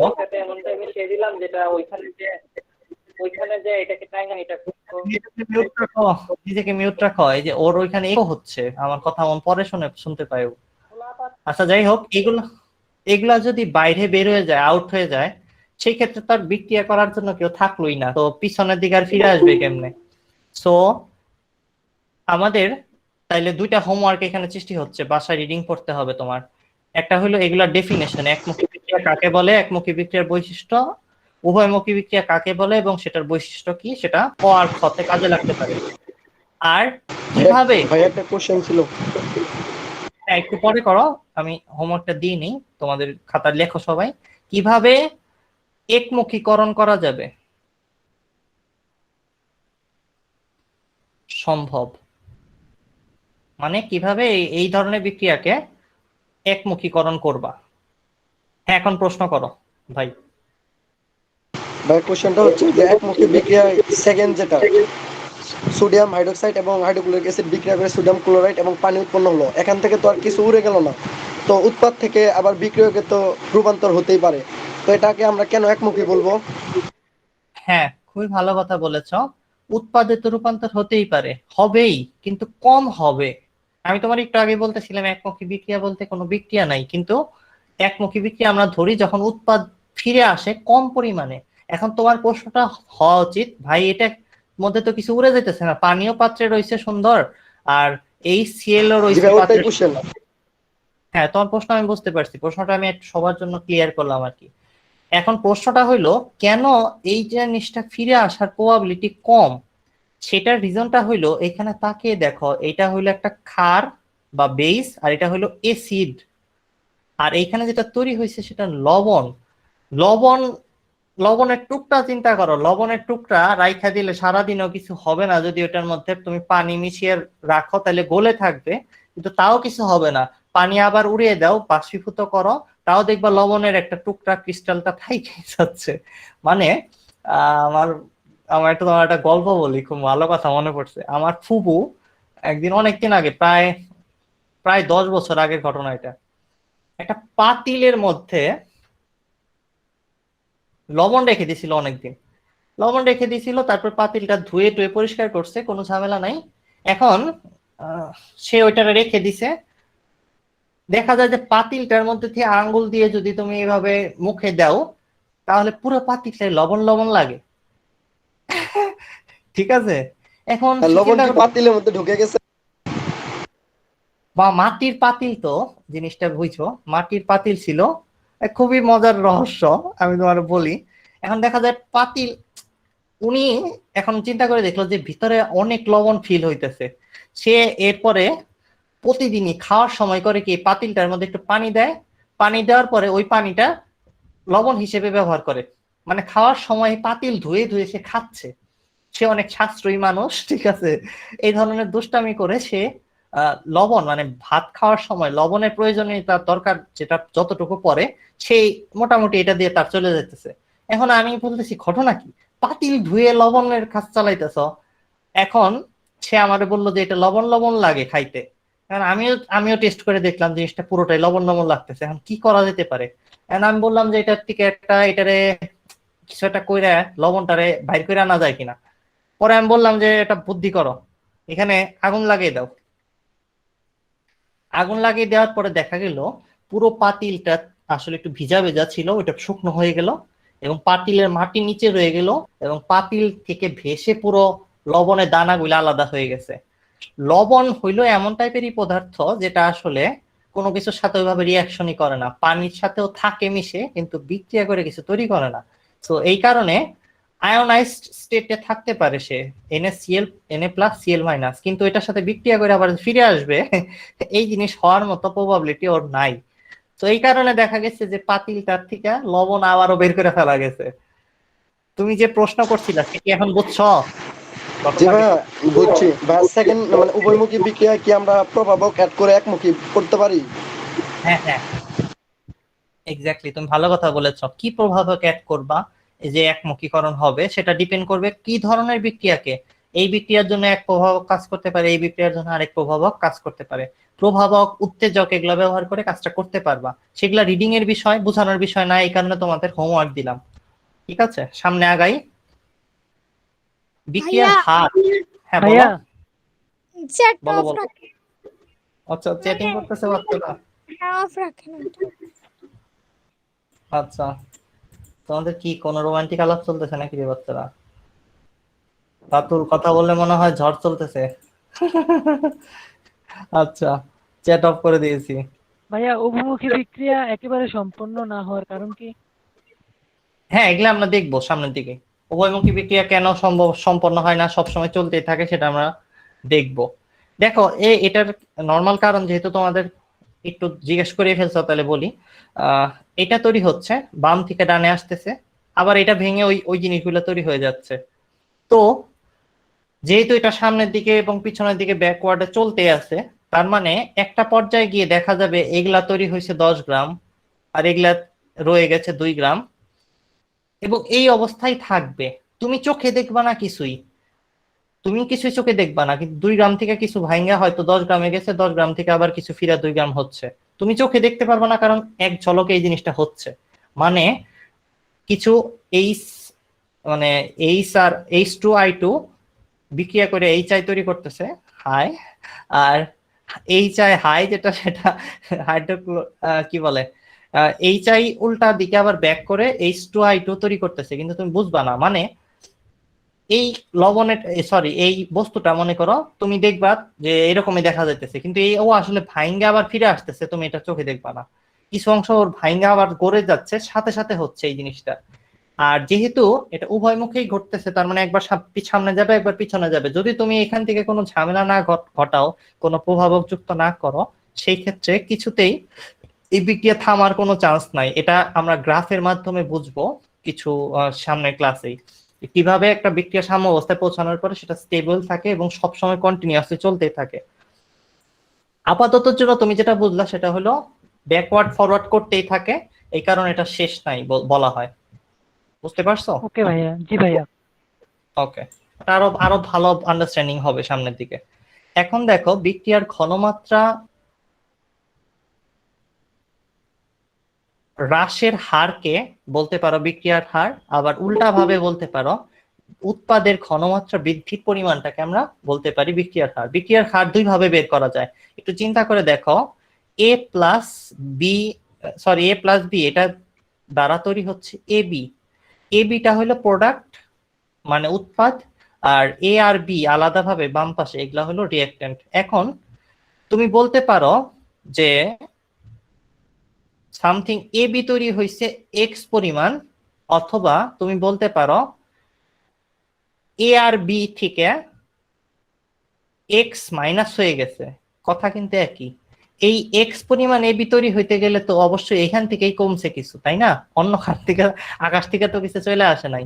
তার মানে হইলো, তোমাকে আরেকটু সহজভাবে যদি বলি, একটা দোকানে গেছো তুমি, তুমি হলো ক্রেতা, আর সামনে একটা দোকানদার বসে রয়েছে, সে হলো বিক্রেতা।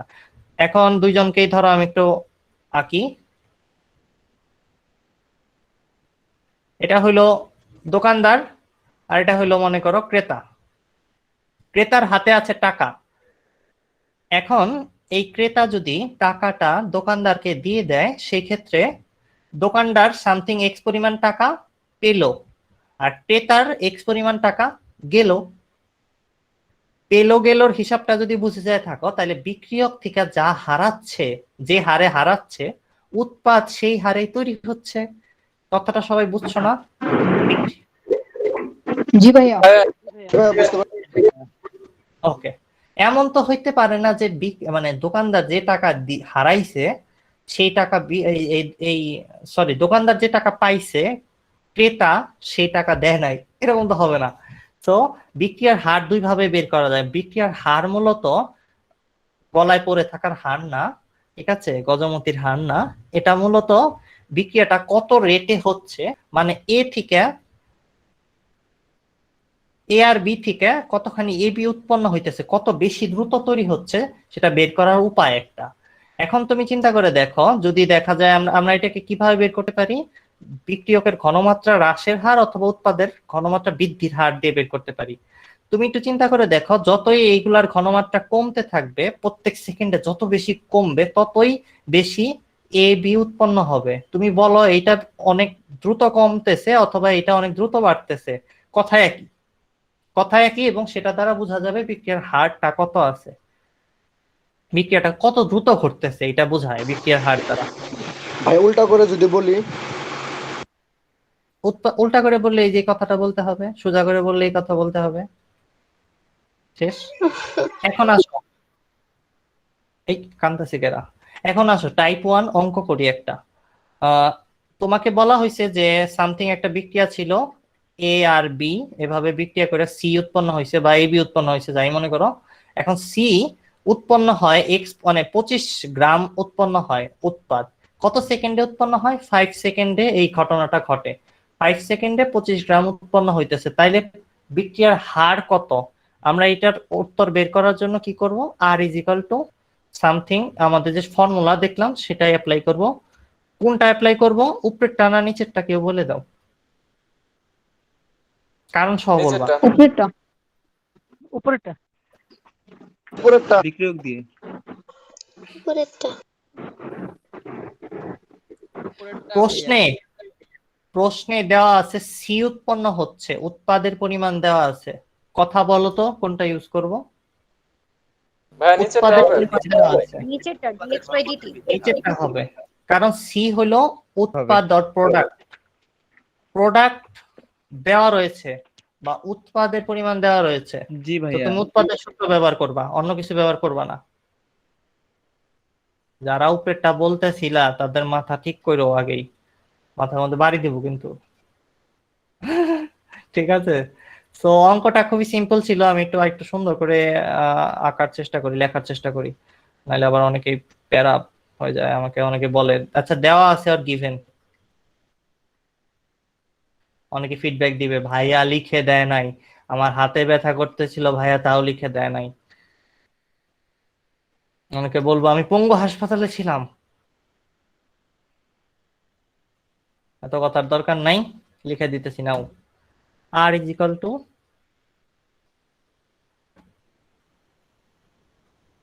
এইটা, তো এটাকে এভাবে লেখা যায় ডেল্টা দ্বারা পরিবর্তনগুলোকে।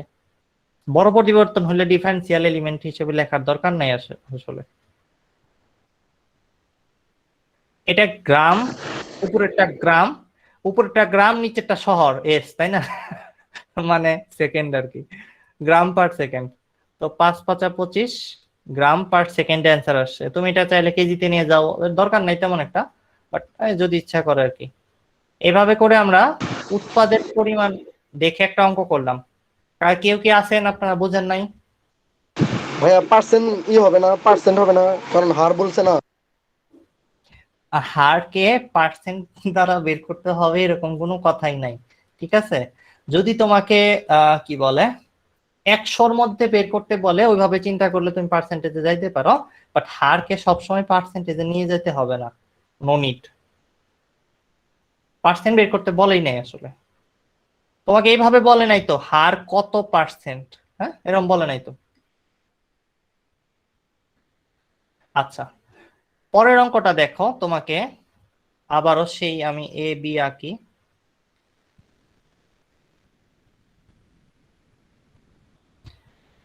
এখানে দেওয়া আছে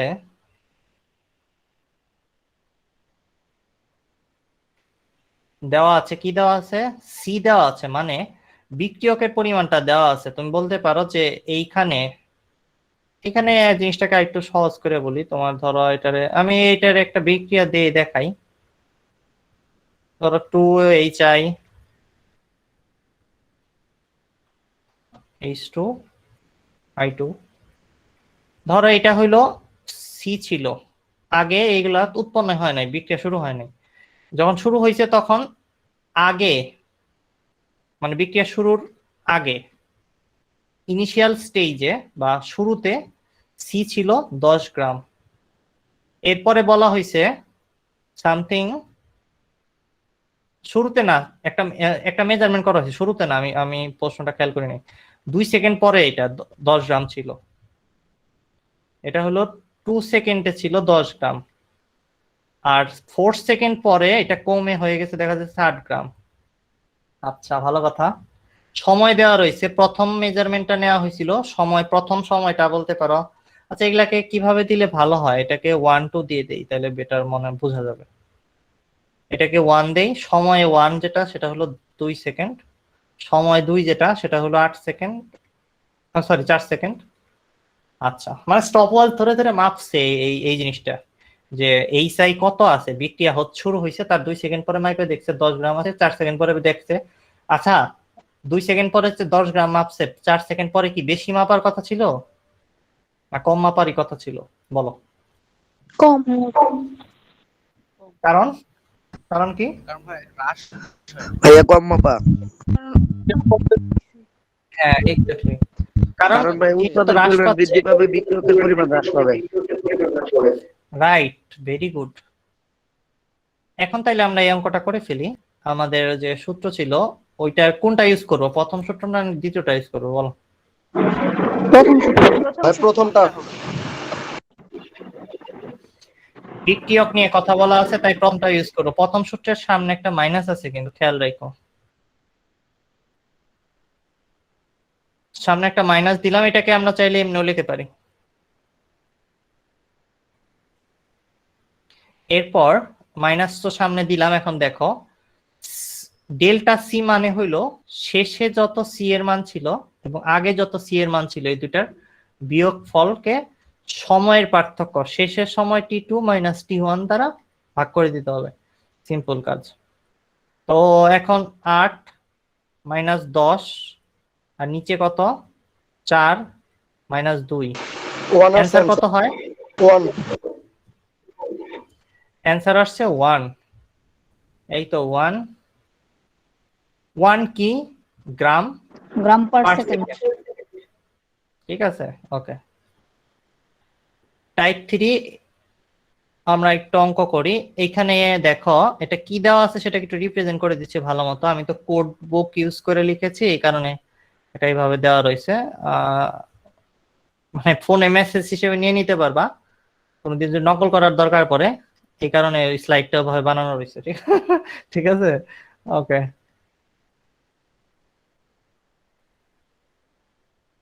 এটা হলো গ্রামে দেওয়া রয়েছে, গ্রাম, শহরে না, ঠিক আছে, গ্রামে দেওয়া রয়েছে। এবার আসো, আমি সি এর যে ইকুয়েশনটা সেটা দেখতে পাচ্ছি, সি দেওয়া আছে, সি গিভেন।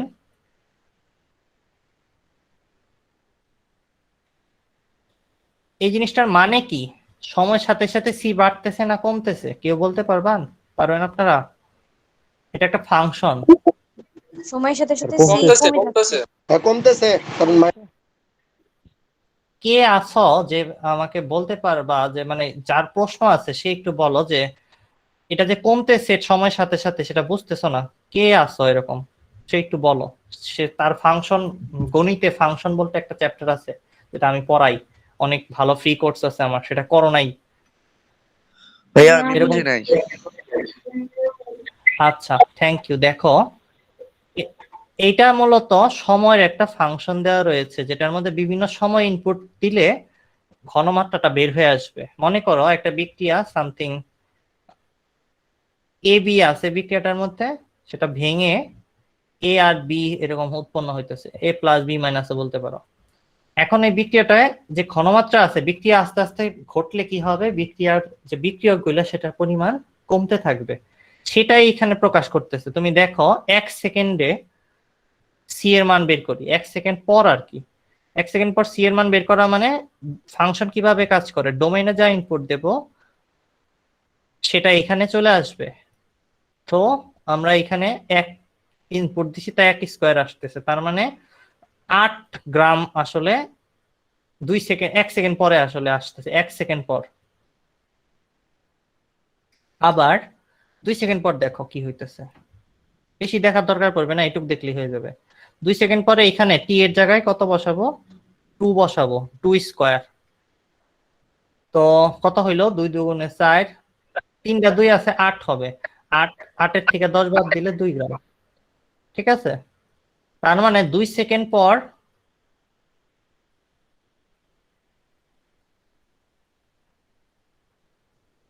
জি ভাইয়া বুঝছি। কমতেছে না? বুঝছো না সবাই? জি ভাইয়া। জি ভাইয়া। জি ভাইয়া। যাদের এইটুকু সেন্স নাই ফাংশনের, তারা এইটা দেখে, যাদের সেন্স একটু ভালো তারা এখানে মাইনাস দেখে বুঝে গেছে যে টাইম বাড়াইতে থাকলে এটা কমতে থাকবে, এবং বিক্রিয়ক তো এমনিও কমারই কথা, তাই না? ওকে, তো আমরা এই অঙ্কটা এখন করতে যাচ্ছি। প্রশ্ন করা হয়েছে 10 সেকেন্ড পর রেট অফ রিঅ্যাকশন বের করতে। তো দেওয়া আছে, লেখো সবাই, লিখো। হ্যাঁ, এই স্লাইড কিন্তু মুছে যেতে পারে। দেওয়া আছে c = 10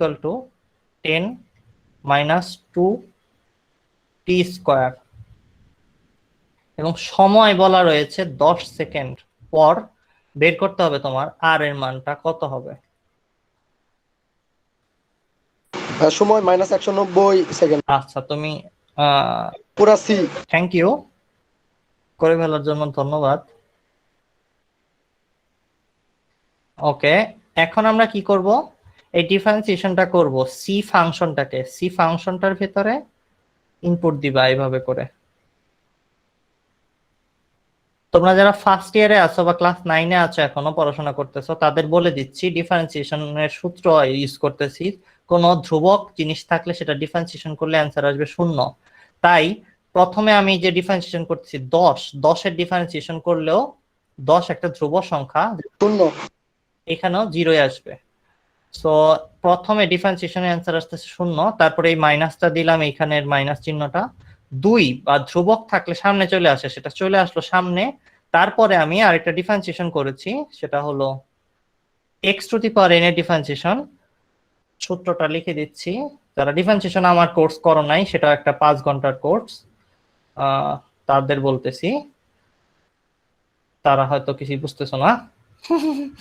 সমস্যা নাই, ডিফারেন্সিয়েশন কোর্সটা করে নিও, ইউটিউবে আছে, মাস্টার ডিফেন্স চ্যানেলের মধ্যে পেয়ে যাবা। সাবস্ক্রাইব করতে বলবো না তোমাকে, দয়া করে দেখে আইসো। আচ্ছা, x সামনে n চলে আসলো, x⁴n-1 পিছনে চলে গেল। তো সামনে t স্কয়ার আছে, t এর স্কয়ারের যে 2টা দেখা যাচ্ছে 2, সেই 2টা সামনে চলে আসবে। এই 2টা হলো এইখানে দেওয়া হয়েছে, আর এই 2টা সামনে চলে আসছে সূত্রের 2। t⁻2 - 1 মানে 1ই, তার মানে আর কিছু লেখার দরকার নেই। তো t⁻1 আর কি 1 তো লিখি না, লেখার দরকার নেই।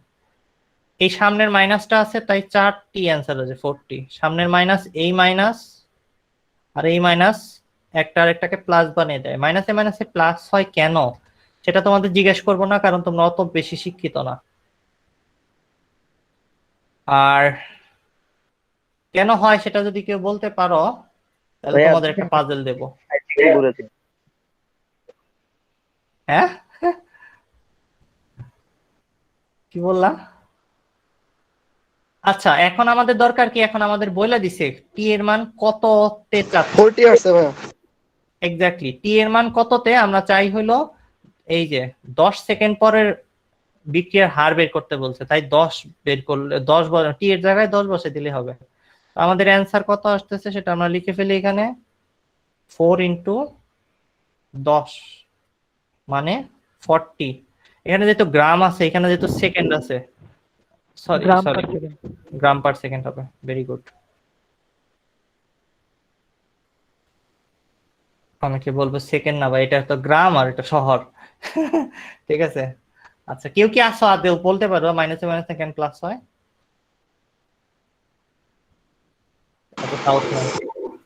সাহস আছে কারো? ভাইয়া প্রথমে যদি সি অফ টি বের করে নিতাম, এখানে যদি এট ফার্স্টে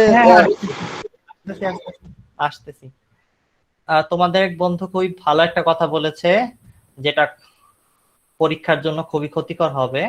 ঠিক আছে, এই কে যেন মিউট করো নাই, এটা ভয়ানক শব্দ আসতেছে, হরর একটা শব্দ আসতেছে, মিউট করো। আচ্ছা, দেখো যেটা বলতে চাচ্ছিলাম, কি বলতে চাচ্ছিলাম, এই যে যদি প্রথমে সি এর মানটা বসিয়ে দিই, তাইলে মোটামুটি ভাবে ডিফারেন্সিয়েশনের দিক থেকে কাজটা একদমই ঠিক হবে না, বোকামি করা হবে। আমি যদি এইখানে সি এর জায়গায় 10 বসে বসে রাখি, তার মানেটা কি হইলো? এটার মানেটা হইলো যে 10 সেকেন্ড পরে সি এর মান কত, মানে বিক্রিয়ক কতখানি অবশিষ্ট আছে সেটা বের হবে। আর এটার অ্যান্সার এমনিও মনে হয় না কিছু বের হবে, কারণ কারণ কি, কারণ কারণ তোমরা বুঝতে পারতেছো মাইনাস চলে আসছে এখানে অলরেডি। তো 10 সেকেন্ড পরে সি এর কি অবস্থা হবে, অ্যান্সার কিছু হবে না। তো 10 সেকেন্ড পর সি এর মান বের করে তুমি দেখবা যে বিক্রিয়া শেষ হয়ে গেছে গা। তো রেট কত হইতো 10 সেকেন্ড পরে সেটার একটা আন্দাজ তুমি এখান থেকে করতে পারবা ডিফারেন্সিয়েশন করার পরে। ডিফারেন্সিয়েশন করার আগেই ফাংশনটা নিয়ে তুমি যদি চিন্তা করো, সেটা আসলে সঠিক অ্যান্সার তোমাকে দেবে না। এটার কারণ আছে। তুমি যদি চিন্তা করো যে ভাই আমি 0 সেকেন্ডে সি বের করি ভাই, আর 10 সেকেন্ডে সি বের করি ভাই, এই দুইটার তারপরে ইউজ করে আমরা আগে যেভাবে করছি এই অঙ্কটা সেভাবে করব ভাই। দুইটা সময় থাকবে, এই যে দুইটা সময়, দুইটা সি থাকবে। যে প্রশ্ন করেছো সে কি এই প্ল্যানটাই করতেছো ভাই? জি ভাই, এটাই কারণ সর্বপ্রথম মানে 0 মানে ডেল সি বের করতাম, তারপরে ডেল টি দ্বারা ভাগ করে। হ্যাঁ, সো তুমি একটা সুন্দর করে কাটা দিয়ে লিখে রাখো, এই কাজটা করা যাবে না। কেন কেন করা যাবে না সেটা অ্যান্সারটা দিচ্ছি দেখো। ওইভাবে আগের অঙ্কের মতো লিনিয়ার কোনো রিলেশন না, এটা সময়ের সাথে সাথে টাইম স্কোয়ারে ভ্যারি করতেছে সি। যদি একটু গণিত বুঝে থাকো, তোমার আমি একটু সহজে বলি। একটা সরল রেখার সমীকরণ এইরকম y = mx mx + c হয়, আর যদি y = mx স্কয়ার আসে তখন কিন্তু এটা এরকম এরকম শুরু করে, ড্যান্স করা শুরু করে। তোমরা কি জানো? যেটা কার্ভ শেপ হয়। হ্যাঁ, কার্ভ শেপ হয়। এটা আমার একটা ভিডিও আছে ইউটিউবে, যেটার নাম হলো graph shifting or graph drawing. বাংলাতে এত বিস্তারিত গ্রাফ ড্রয়িং এর আর কোনো ভিডিও নাই। তোমরা যদি ওই জিনিসটা দেখতে চাও দেখে নিও একটু কষ্ট করে, graph drawing and graph shifting my study friend লিখে সার্চ দিবা, ইউটিউবে পেয়ে যাবা। ওই জায়গায় দেখানো আছে এই জিনিসটা। আচ্ছা, একটু চ্যানেল একটু পরে দেখাচ্ছি। হ্যাঁ, ক্লাসটা শেষ করে নেই ভাইয়া। ক্লাসটা কতক্ষণ চলবে? আর চলবে না বেশিক্ষণ, এই যে আরেকটা অঙ্ক করব শেষ। এই অঙ্ক না করলে চলবে, তুমি চলে যেতে পারো আসলে, তোমার মানে বেশি ব্যস্ততা থাকলে চলে যাও। আচ্ছা দেখো, আচ্ছা যেটা বলছিলাম, যদি সময় 0 বসাও তখন আসতেছে 10, সময় 10 বসাইলে ওইটা কিন্তু একটা স্কোয়ারে ভ্যারি করতেছে। তুমি যেটা করতেছো দুইটা বিন্দু নিয়ে এভাবে একটা সরল রেখা আইকা চিন্তা করতেছো, যখনই তুমি এই পরিবর্তনটা নিতেছো ডেল্টা সি বাই ডেল্টা টি, তখন এরকম সরল রেখা বিবেচনা করা হয়ে যেতেছে আগের অঙ্কের মতো। সেটা কিন্তু এখানে সরল রেখাই না, তুমি এই জিনিসটাকে সরল রেখা ধরতেই পারবা না। যদি তুমি এটা করো, দুই বিন্দু দিয়ে একটা সরল রেখার মতো চিন্তা করে পরিবর্তনের হার বের করো, সেক্ষেত্রে ভুল হবে জিনিসটা। তোমরা যারা ডিফারেন্সিয়েশন আমার কোর্স করছো তারে কেউ একটু বুঝিয়ে বলো তো রে, কি বলতে চাইতেছি আমি, কেন ভুল হবে? কথা আছো নাকি? ট্যালেন্টেড কেউ আছো এখানে ক্লাসে যারা ডিফারেন্সিয়েশন ঢাল বুঝো, পরিবর্তন হার বুঝো? ভাই লিংকটা দিয়ে দেন, আমি একটু দেখে নিব। ডিফারেন্সিয়েশনের ক্লাস তো করি নাই। আচ্ছা, সমস্যা নাই ভাই, তোমার আমি একটু সহজ করে বলি। এইভাবে যে পরিবর্তনটা হচ্ছে, যে পরিবর্তনের হার বের হইলো, এইভাবে কি সেটা হয়? সেটাই পরিবর্তন না কিন্তু। সো তুমি আসলে শূন্য থেকে একটা বড় অ্যামাউন্ট অফ টাইম পরে গিয়ে যে মেজারমেন্ট করবা ওইটা মিলবে না এটার সাথে। তো তোমার কি 40 আসে ওইভাবে বের করলে? দেখো তো বের করে। জি না ভাই, 40 আছে না, মাইনাস। হ্যাঁ, 40 আসবে না তোমার, কারণ আছে। কারণটা ওইটাই, কারণ হলে এই আর এর মানটা চেঞ্জ হইতেছে। আগের বার আর এর মান চেঞ্জ হইতেছিল না, পরিবর্তনের হারটা ধ্রুবক ছিল, কিন্তু এইখানে আর এর মানও চেঞ্জ হচ্ছে সময়ের সাথে সাথে। 1 সেকেন্ডে 4 এর মান হলো আর এর মান হলো 4, 2 সেকেন্ডে আর এর মান 8, 3 সেকেন্ডে আরো চেঞ্জ হইতেছে। তো এই অঙ্কের মধ্যে যখন সি জিনিসটাই বক্ররেখায় ভ্যারি করতেছে, তখন তুমি আর এর মানটাও আসলে ওভাবে ধ্রুবক পাচ্ছ না, সোজা কথা। যে কারণে তুমি ওই কাজটা করতে পারবে না, সো এটা করা যাবে না। এখন দেখো এই অঙ্কটা আমরা করতে যাচ্ছি, এটা আর এর মান 5 সেকেন্ড পর বের করতে বলছে। এটা আগের অঙ্কটাই আসলে, এটা কঠিন কিছু না, কিন্তু এক্স দেওয়া রয়েছে এবার। তার মানে সূত্র উপরেরটা না নিচেরটা ব্যবহার করবো বলো তো? উপরেরটা নিচেরটা এই নিচেরটা ব্যবহার করবো। নিচেরটা। ওকে, নিচেরটা ব্যবহার করবো, রাইট। এখানে আবার একই কথা বলবো, এখানে বক্ররেখা আছে, টাইমের স্কয়ারে ভ্যারি করতেছে, তাই তুমি কখনোই কি বলে পরিবর্তনের হার আর এর মানটা বের করতে গেলে যে টাইম 0 টাইম 5 এ বসায় ওভাবে বের করতে পারবা না, দুইটা বিন্দু দিয়ে বের করতে পারবা না, কারণ এটা সরল রেখা না। একটা সরল রেখা আঁকতে পারবা শুধু তুমি দুইটা বিন্দু জানা থাকলে, অন্য বক্ররেখা কখনো আঁকা যাবে না। সেই কনসেপ্টের কারণেই তোমার ভুল আসবে যদি তুমি অন্য কিছু দিয়ে ট্রাই করে দেখো। তো এটা করে ফেলি আর কি, এটা আমাদের খুবই সহজ জিনিস। আমরা কি করব, দ্বিতীয় সূত্রটা ব্যবহার করে অঙ্কটা করব। একটু ভালো করে লেখার চেষ্টা করতেছি। ভাইয়া এখানে সূত্র ব্যবহার করার কারণটা কি? কথাটা আবার বলো, বুঝি নাই। ভাইয়া এখানে দ্বিতীয় সূত্রটা ব্যবহার করার কারণটা কি? এখানে সি নাই, এক্স দেওয়া আছে, দ্বিতীয় সূত্র মানে হলো উৎপাদের পরিমাণ দেওয়া রয়েছে। দেখো, সরি, এই যে উৎপাদের পরিমাণ এক্স দেওয়া রয়েছে, আমি সি দেওয়া নাই এটাই ব্যবহার করতেছি না, আর কোনো কারণ নাই, কারণ অনেক সহজ। ক্লিয়ার? জি ভাইয়া বুঝছি। কঠিন কিছু ছিল না, কারণ মানে তুমি মনে খেয়াল করো না যেটা আগেরটা এক্স ছিল না কি ছিল। আচ্ছা, আমি এখানে নিচে এক্স লিখতেছি কেন, আগেও কি কাজ করছি না, এখানে ভুলে এক্স লিখে ফেললাম। ডিফারেন্সিয়েশনে সবসময় এক্স লিখি তো আমরা, এটা অনেকেই ভুল করতে পারো, ভালো হয়েছে আমার করাতে, দেখে নিলা যে কি ভুল হইতে পারে। এক্স নাই, এখানে টি আছে আর কি, এক্স এর পরিবর্তে। এখন আর কি এটা ডিফারেন্সিয়েশনটা করলাম, টি 3 সামনে চলে আসলো, টি স্কয়ার হয়ে গেল, 5 সামনে চলে আসলো, টি এর ডিফারেন্সিয়েশন 1, আর 0 হবে 7 এর ডিফারেন্সিয়েশন করলে। এরপর কি, এরপর আর কিছুই না, 5 বসাই দিতে হবে টি এর জায়গায়, 3 দুগুণে 6 টি স্কয়ার প্লাস 5। এখন টি আর 5 আসলে কত, খুবই সহজ, 6 ইন্টু 5 স্কয়ার প্লাস 5 কত হয়, 630। 630 গ্রাম পার সেকেন্ড, ঠিক আছে না? জি ভাইয়া। হ্যাঁ ভাইয়া, ক্যালকুলেশন ঠিক আছে। ওকে, আর সামনে কিছু রাখি নাই। ওকে ওকে, ঠিক আছে। তোমাদের এইটুকু পর্যন্ত আমি দেখি সেভ দিয়ে তোমাদেরকে করে দিচ্ছি, এই কয়টা অঙ্ক তোমাদের স্লাইড আমি দিয়ে দিচ্ছি, যা যতটুকু আজকে দেখাইছি। তো পুরো চ্যাপ্টারকে আসলে খুব সহজে বলা যেতে পারে রেট অফ রিঅ্যাকশন, কেসিকেপি টাইপ, তারপরে বিক্রিয়ার বাফার সলিউশন টাইপ, আর হলো রিডিং টাইপ, এই 4টা সেকশনেই আসলে ভাগ করা যায়, যেটা আমরা আসলে বুঝাইলাম। তোমাদের ক্লাস নিয়ে যা যা কমপ্লেইন আছে, যা যা ফিডব্যাক দিতে চাও, সেগুলো একটু দিও কষ্ট করে, হ্যাঁ বাচ্চারা। আর ঠিক আছে, আজকে ক্লাস নিয়ে কোনো প্রশ্ন আছে? আচ্ছা ভাইয়া, প্রশ্ন করতে পারো। মাইনাস মাইনাস কেন আসবে লাস্ট একটু বলবেন? ক্লাসের ক্যালকুলেশনটা কি ভুল আছে? ভাইয়া টাইপ 4 এর ক্যালকুলেশনটা মনে হয় ভুল আছে। ভাইয়া আমার মনে হচ্ছে তো এটা 25 ভাইয়া ওটা ভুল আছে। 155 হওয়ার কথা। আচ্ছা দাঁড়াও, ভাইয়া 155 হওয়ার কথা। হ্যাঁ হ্যাঁ জি ভাইয়া। সবাই যেহেতু বলতে, তাহলে ঠিকই আছে। কোনটা? জি ভাইয়া, টাইপ টাইপ 2 টাইপ 4 ভাইয়া। টাইপ 4 সবাই মিলে না বললা 160 কি বললা তাহলে? আচ্ছা সমস্যা নাই, আমার না পরে ভাইয়া। দেখতে হবে তাহলে।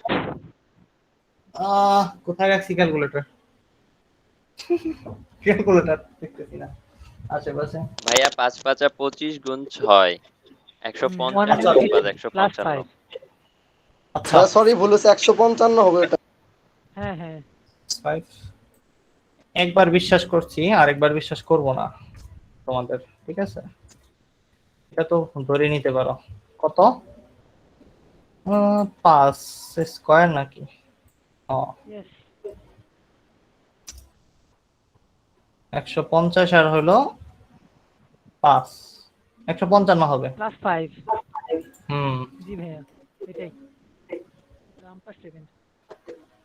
আচ্ছা, গুগলে কিন্তু এভাবে করে প্লটও করা যায় জানো, একটা গ্রাফ প্লট করে দেখতে পারবা তুমি, করছো না কেউ? হ্যাঁ ভাইয়া করছি। না ভাইয়া,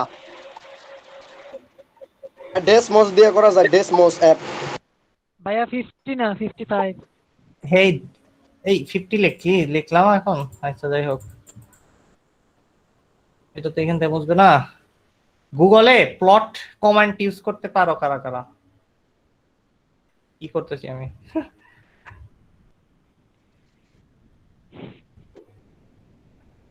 কে যেন একটা ভালো প্রশ্ন করছিলা, প্রশ্নটা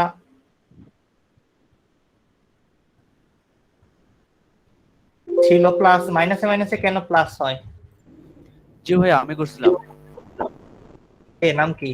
এই যে দেখো প্লট করতে চাই আমি, ধরো এক্স স্কয়ার, গুগলে প্লট করে আলিম না, প্লট কমেন্ট ইউজ করলে সরাসরি প্লট হয়ে বের হয়ে যাবে। এই যে দেখো প্রত্যেকটা বিন্দুর মানও দেখা যাবে, এই যে ডট একটা বিন্দুর মতো দেখতেছো, ওইখানে এক্স এর মান ওয়াই এর মান কত সেগুলা এখানে দেখা যাচ্ছে। এক্স এর স্কয়ার এরকম হয়, তারপরে শুধু এক্স যদি থাকে দেখো স্কয়ার ছাড়া, তাহলে এটা একটা জাস্ট এরকম স্ট্রেট লাইন হবে। এইভাবে সরল রেখাটা থাকলে পরিবর্তনের হার তুমি শূন্য দিয়ে টাইম দিয়ে যেভাবে বের করতে চাইছিল একজন, সে বাইর করতে পারবা। কিন্তু এরকম হয়ে গেলে আর পারবা না। এক্স কিউব যদি হয়ে যায়, যেটা এরকম ডান্স করবে, বাঁকা হইতেছে আস্তে আস্তে, দেখছো? এক্স টু দি পাওয়ার 4 থেকে দিয়ে দেখো, আবার আবার ফিরে আসবে আগের মতোই, এরকম হবে। এই যে এটা একটা ভোতা হইছে, ঠিক আছে? নিচের অংশটা চোক্কা ছিল আগে টুতে, এখন ভোতা হয়ে গেছে। এই যে গ্রাফ খুবই মজার জিনিস, তোমরা ওই যে আমার গ্রাফ শিফটিং ভিডিওটা দেখলে তোমাদের সুবিধা হবে।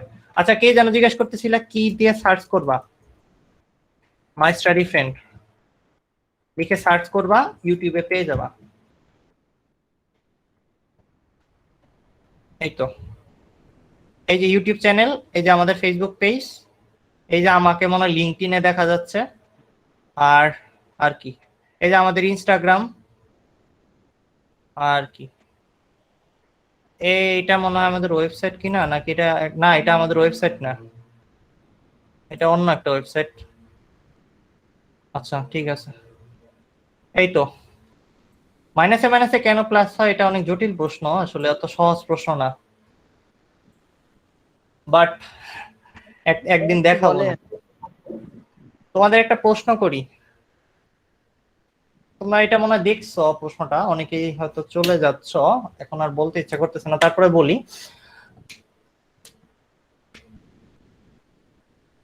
একটা লোক একবার সত্য বলে একবার মিথ্যা বলে, কিন্তু তুমি জানো না তোমাকে কি বলবে। তার কাছ থেকে তুমি সত্য কথা বের করতে চাচ্ছ। ধরো আমি সেই লোকটা, তুমি আমার কাছে আসলা, আসার পরে একটা প্রশ্ন করতে পারবা, কিছু একটা জিজ্ঞেস করতে পারবা, আমি তোমাকে একটা রিপ্লাই দেব, এবং এই দিকে অথবা এই দিকে দুইটা দিক আছে, তুমি কলেজে যেতে চাচ্ছ, কলেজের রাস্তা বের করতে চাচ্ছ। তোমার এখন আমার কাছে প্রশ্ন করতে হবে, একটা প্রশ্ন করার সুযোগ পাবা, যেটা দ্বারা তোমার বের করতে হবে কলেজের রাস্তাটা কোন দিকে। আর আমার নেচার বা অভ্যাস হইলো একবার সত্য বলি একবার মিথ্যা বলি, তোমারে কি বলবো এটা তুমি জানো না। কি প্রশ্ন করে তুমি কলেজের রাস্তা বের করতে পারবা, কেউ বলতে পারো? প্রথমে মিথ্যা বলতে হবে। ভাইয়া আমি যেটার উত্তর জানি ওইটা জিজ্ঞেস করবো। আমি জানি ভাইয়া, তারা ভাইয়া জানো হবে সে বললো না আগে, আরিফ আগে ভাইয়া। বললো না। আমি ওনাকে বলবো যে এখানে মনে হয় পূর্বে কলেজটা ছিল, এই কলেজটা ছিল, তখন হয়তো বা উনি বলবে যে না ছিল না, বা হ্যাঁ ছিল, এরকম একটা বলবে। তাতে কি? আরিফ বলতেছে এইখানে পূর্বের কলেজটা ছিল, আমি বললাম হ ছিল, তো তোমার তাতে কি বুঝলা? তাতে সত্য বলছি না মিথ্যা বলছি কে জানে? আরিফ হ্যাঁ ভাইয়া। আচ্ছা, ফাতেমা বলছে এখানে কোনো কলেজ ছিল না, হ্যাঁ এখানে কোনো কলেজ ছিল না, তাই কি? তাতে কেমনে বুঝলা তুমি? ভাইয়া উত্তরটা বলে দেন, এটা ক্রিটিক্যাল প্রশ্ন। ভাইয়া মিথ্যা বললে সত্যটা এমনিতেই বলবে। মিথ্যা বলতেছি নাকি সেটা তো জানো না তুমি। ভাইয়া আমি যেটা জানি সেটা জিজ্ঞেস করবো আগে। হ্যাঁ, কিক কিক নাম দিয়ে যে আছো তুমি বলো। ভাইয়া লৌকিক, এই যে আমি যেটা জানি মানে যেটার উত্তরটা জানি মানে যে পদ দিয়ে আসছে সেটার কথা আগে জিজ্ঞেস করবো, যে এ পদ দিয়ে কই যায় বা এরকম কিছু।